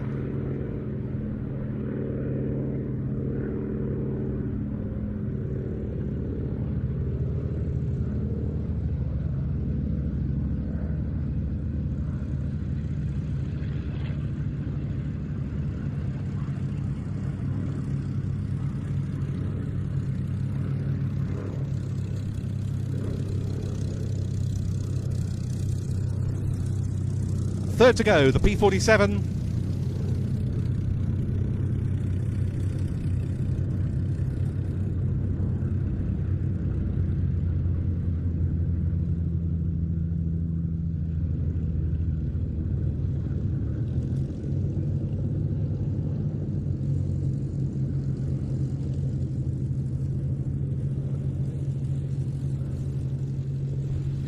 And last of the four, the Corsair.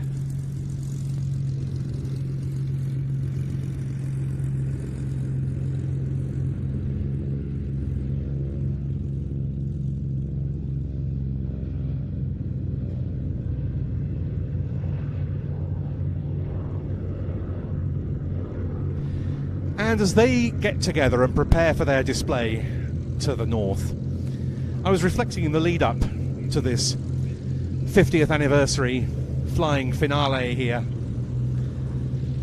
on the incredible contribution made by so many different operators and so many instrumental individuals to Duxford's air shows over the years. But it's almost naturally the heavy metal warbirds that stand out. The superb displays that I, and I know many others, grew up watching in their formative years as airshow enthusiasts at this venue, from the aircraft of the Fighter Collection, established by Stephen and Gray and his son Nick, by the Aircraft Restoration Company under the leadership of John Romaine, the Old Flying Machine Company, headed by Ray and Mark Hanna, and so many other private owners and operators.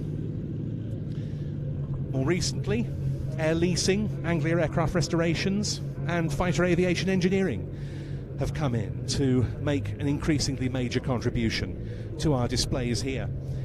And so it's very fitting that our final display of the day should include 4 signature warbirds representing a very large part of this airfield's history as a centre of airworthy aircraft preservation.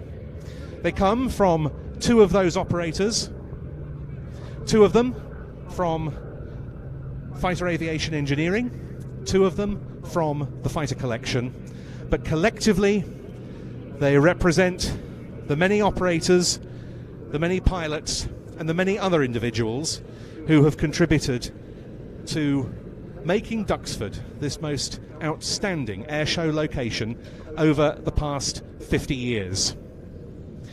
The 4 aircraft, the Hawker Fury ISS and the Republic P-47D Thunderbolt from Fighter Aviation Engineering, the Grumman F8F2P Bearcat and the Goodyear FG-1D Corsair from the Fighter Collection.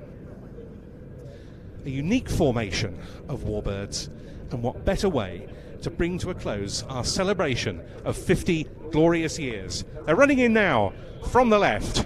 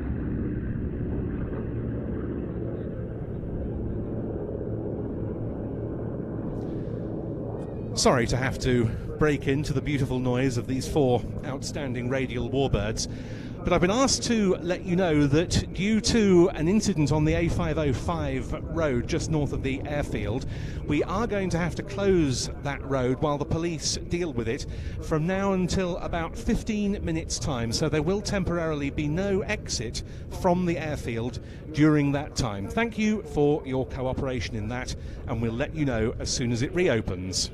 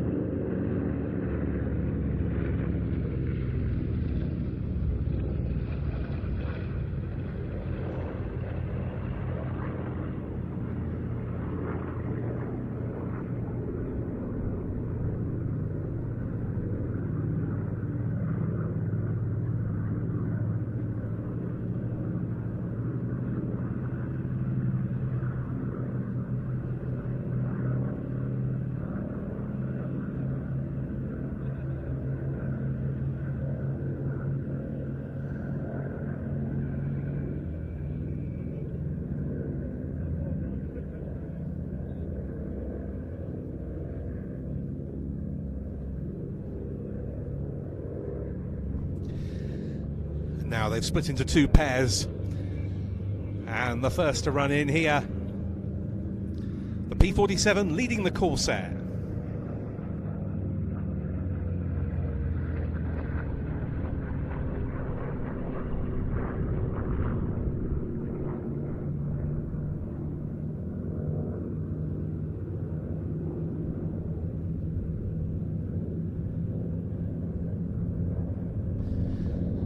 They're now clearing, because in from the left, the 2 ultimate piston fighters. Just look at this.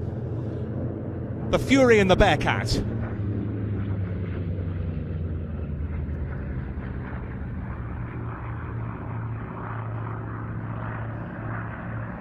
And oh, what memories of air shows here in the 1990s.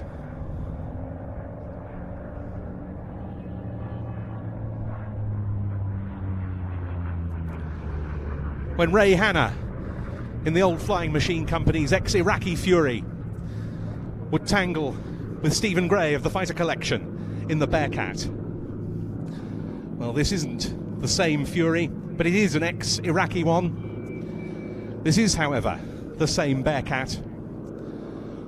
One of the longest standing members of the Fighter Collection's fleet, which first moved to the UK from its previous base in Geneva in 1984.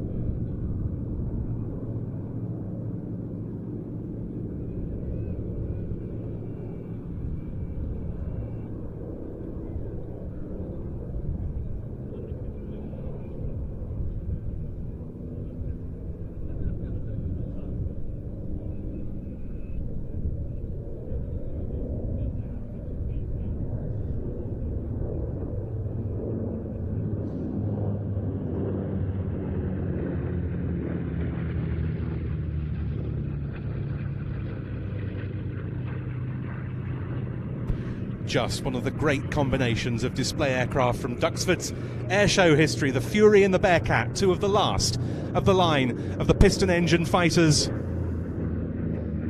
But now once again the Corsair and the P-47.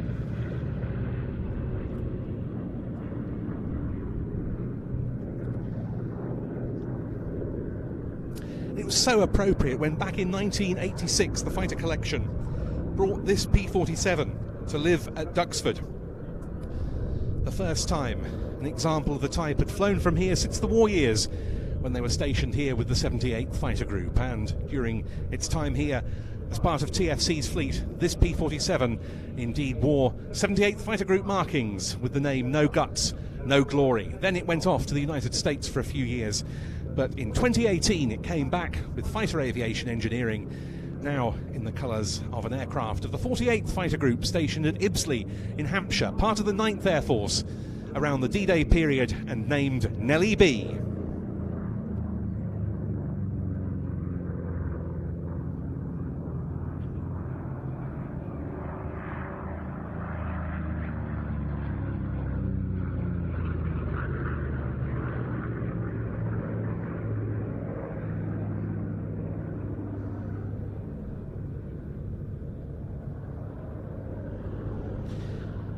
And in fact, in the same year as TFC acquired the P-47, it acquired this Corsair as well. And this Corsair has been based here ever since, as part of TFC's fleet, since 1997 in the colours it wears today of 1850 Squadron of the Fleet Air Arm of the Royal Navy towards the end of the war in the Pacific.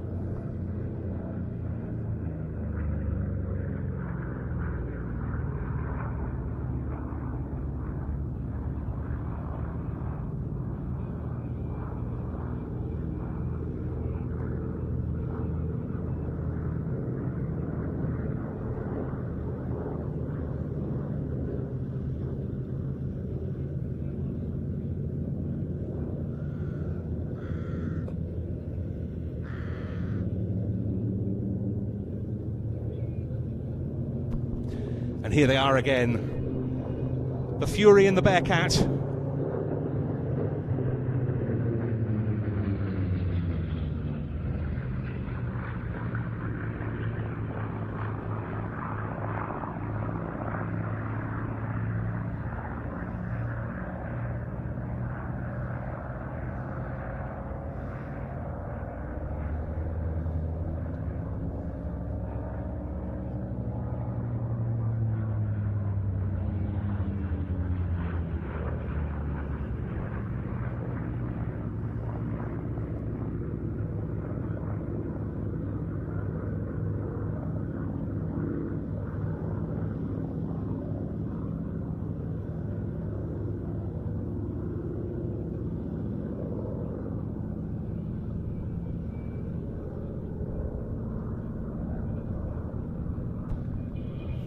The Fury leading this pair, as I mentioned, a Fury ISS, Iraqi single seat. Representing, with this colour scheme,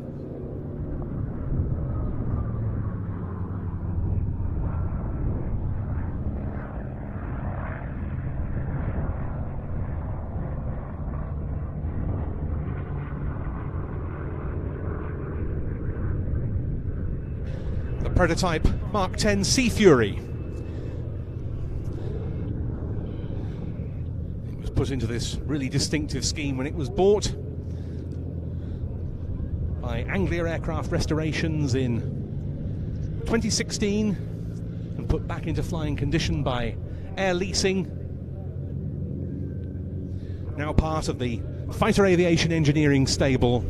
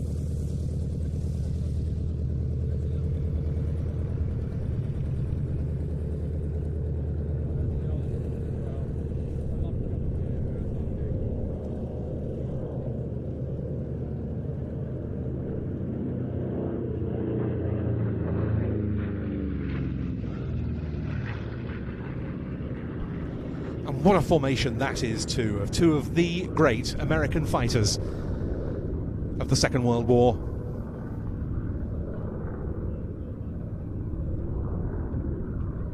But this really is absolutely typical of the quality of performance that we've seen Duxford-based pilots and so many others put on at this venue down the 50 years.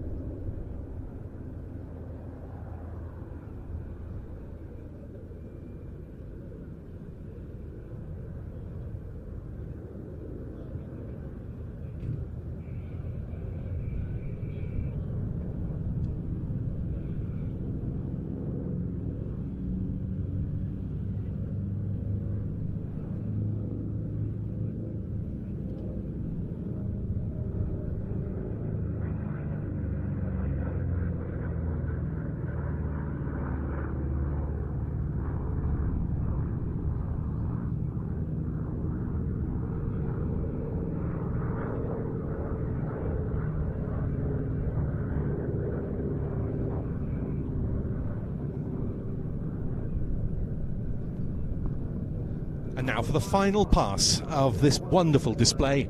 We're going to see the four aircraft get into echelon formation in size order for their final pass.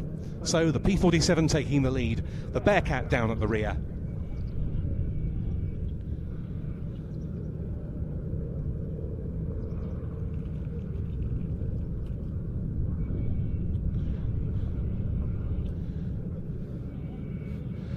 Of those outstanding aviators who've graced us with their displays down the years at Duxford, some, alas, are no longer with us.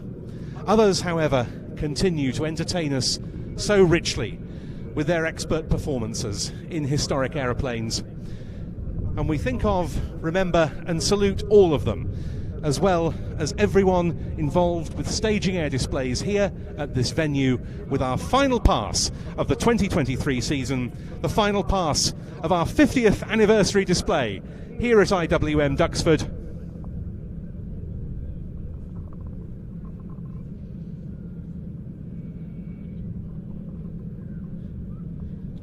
A pass involving 72 cylinders, thousands of horsepower,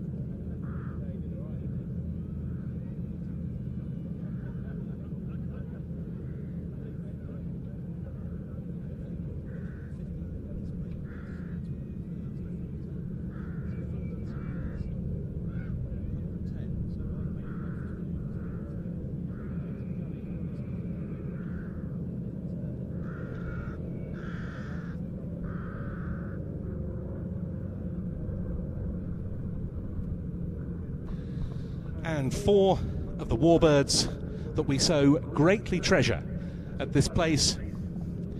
They're getting ready now for this final echelon pass.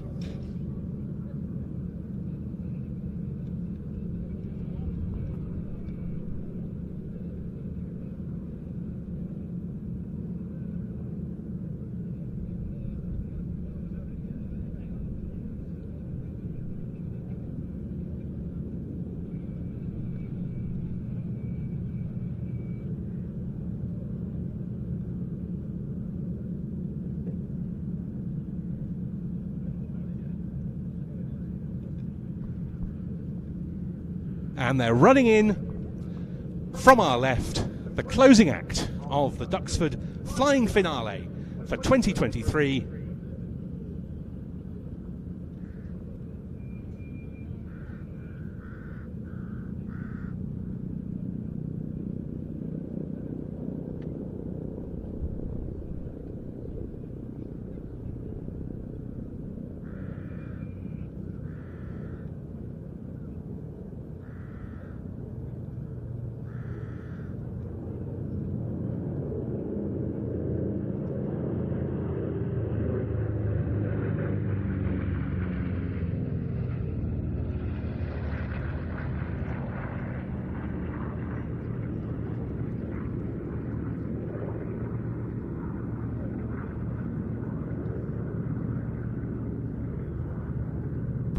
Well, in fact, we have the Fury in the lead, followed by the P-47, then the Corsair, and the Bearcat bringing up the rear. But what a way to close this 50th anniversary display today. Bringing together some of Duxford's best warbirds and some of Duxford's best warbird pilots.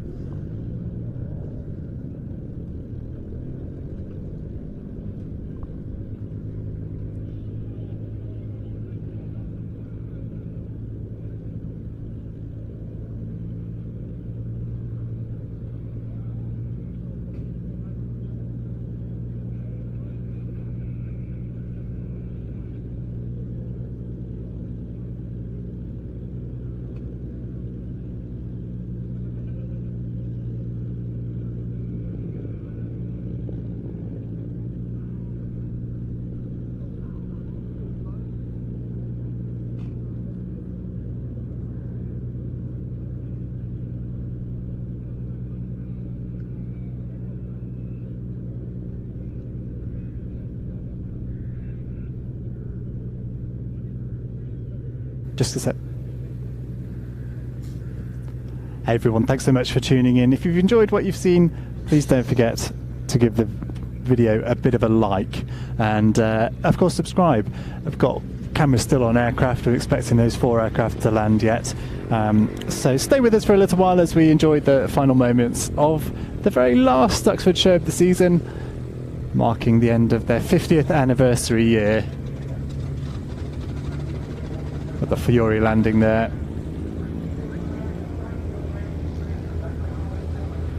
And what a fabulous afternoon of flying it's been. I'm sure I won't be the first or last person to mention how lucky we are with the weather. It's been absolutely beautiful. It could be awful in October, couldn't it? But yeah, we really caught some nice conditions, really adding emphasis to the wonderful flying display we've seen. Hope you've enjoyed it. Do give the video a like. Do subscribe to us here on YouTube. You can become a channel member if you'd really like to support what we do. And then if you were with us from the very beginning, you'll have seen us looking back through our archive of material that's available to view on watch.planestv.com. You can see the Corsair out there, the P-47 touching down now. Won't it be awesome to see potentially the Tempest joining those guys in the very near future? Fabulous to see that aircraft on the deck here. Sorry I've not been able to give you a shot of it, it's just tucked out the way so you can't quite see it, but that aircraft arriving here at Duxford just a few days ago. I was just mentioning the back catalogue of programmes, so if you're wondering how to fill your winter evenings, do consider subscribing on watch.planestv.com. I know very many of you viewers here today will already be subscribers.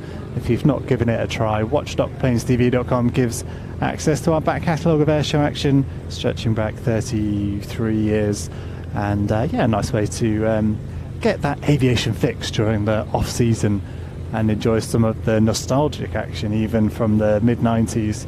And we played back earlier a bit of material from Fly Past, so it's a 1990 programme, so not quite the quality you'll have hopefully appreciated today, shot on SVHS back in the day, but a wonderful programme recording the RAF's commemorations of the Battle of Britain. It's a programme called Fly Past. It's available on our subscription service and covers the RAF's 168 aircraft fly past over Buckingham Palace, and we had cameras spread around all over the place recording things like Phantoms, Buccaneers. Just trying to think if Victors, yes, Victors would have been involved, all sorts taking off from their various bases and flying over the Mall. to mark the 50th anniversary of the Battle of Britain. So yeah, lots of material available on that back catalogue. Of course, recent air tattoo programmes as well. A big thank you to Chris for moderating the chat as ever. Chris, you've been with us for years now, and it's always wonderful to see you pop up there. Not often that I actually ask you and mention when we're going live. I know you keep abreast of these things, but it's always a relief to see you pop up and start moderating the chat, so thank you for that. Gareth Ross, just let the decathlon go.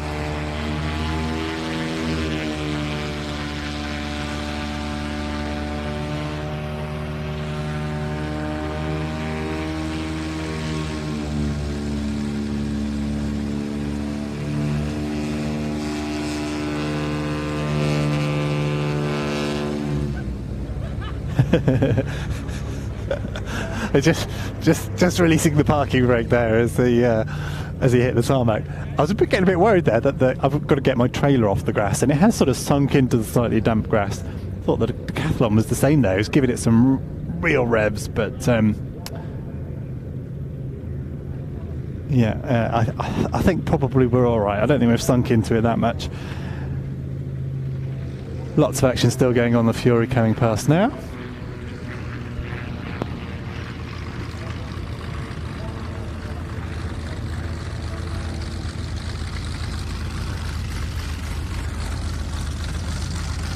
Glorious sight.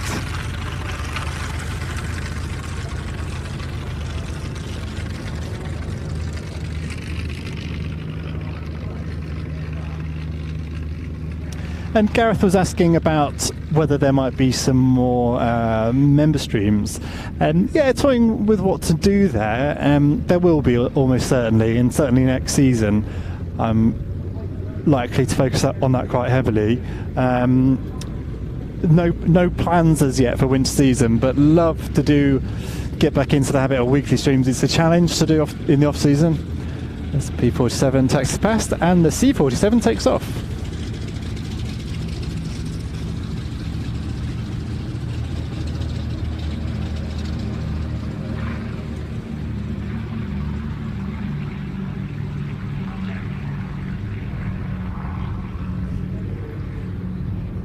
So thank you, Gareth, for being a member on YouTube. It does support what we do, and I do hope to bring you some member-specific live broadcasts over the winter. That said, I'd like to do the free-to-view stuff as well. It's always a challenge to know what to do in the off-season. I can fill my days, believe it or not, even without any events. It's a busy thing to run, and it is just me in the winter. Nigel asking for Adam on camera, and I should get him down here, shouldn't I? Of course, their taxi's past.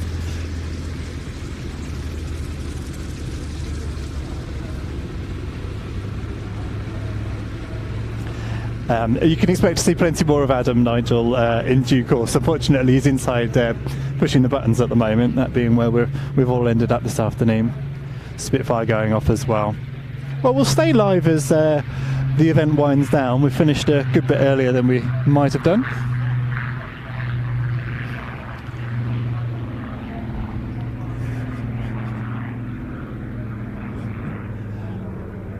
Yeah, it's been an absolutely glorious day, and lovely lighting for the final four ship there. A couple of really nice clips in there, and I'll play you back some of the highlights in just a moment or two. That's on DDR2, Adam.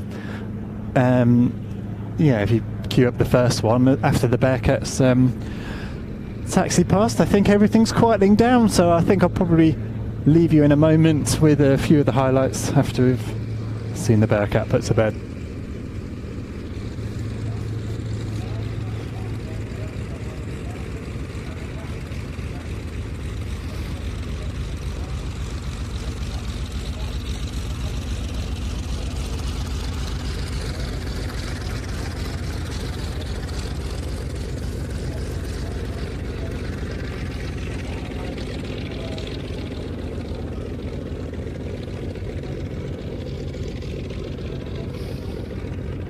And then Titan's heading off.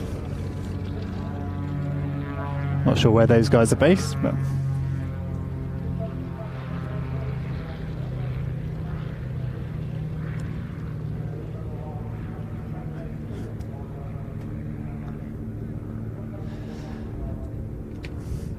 And then one final thank you to all of you for tuning in and supporting Plains TV throughout a busy season. Wonderful to see so many people signing up to the watch.plainstv.com service for our live broadcast, but also that back catalogue of programmes.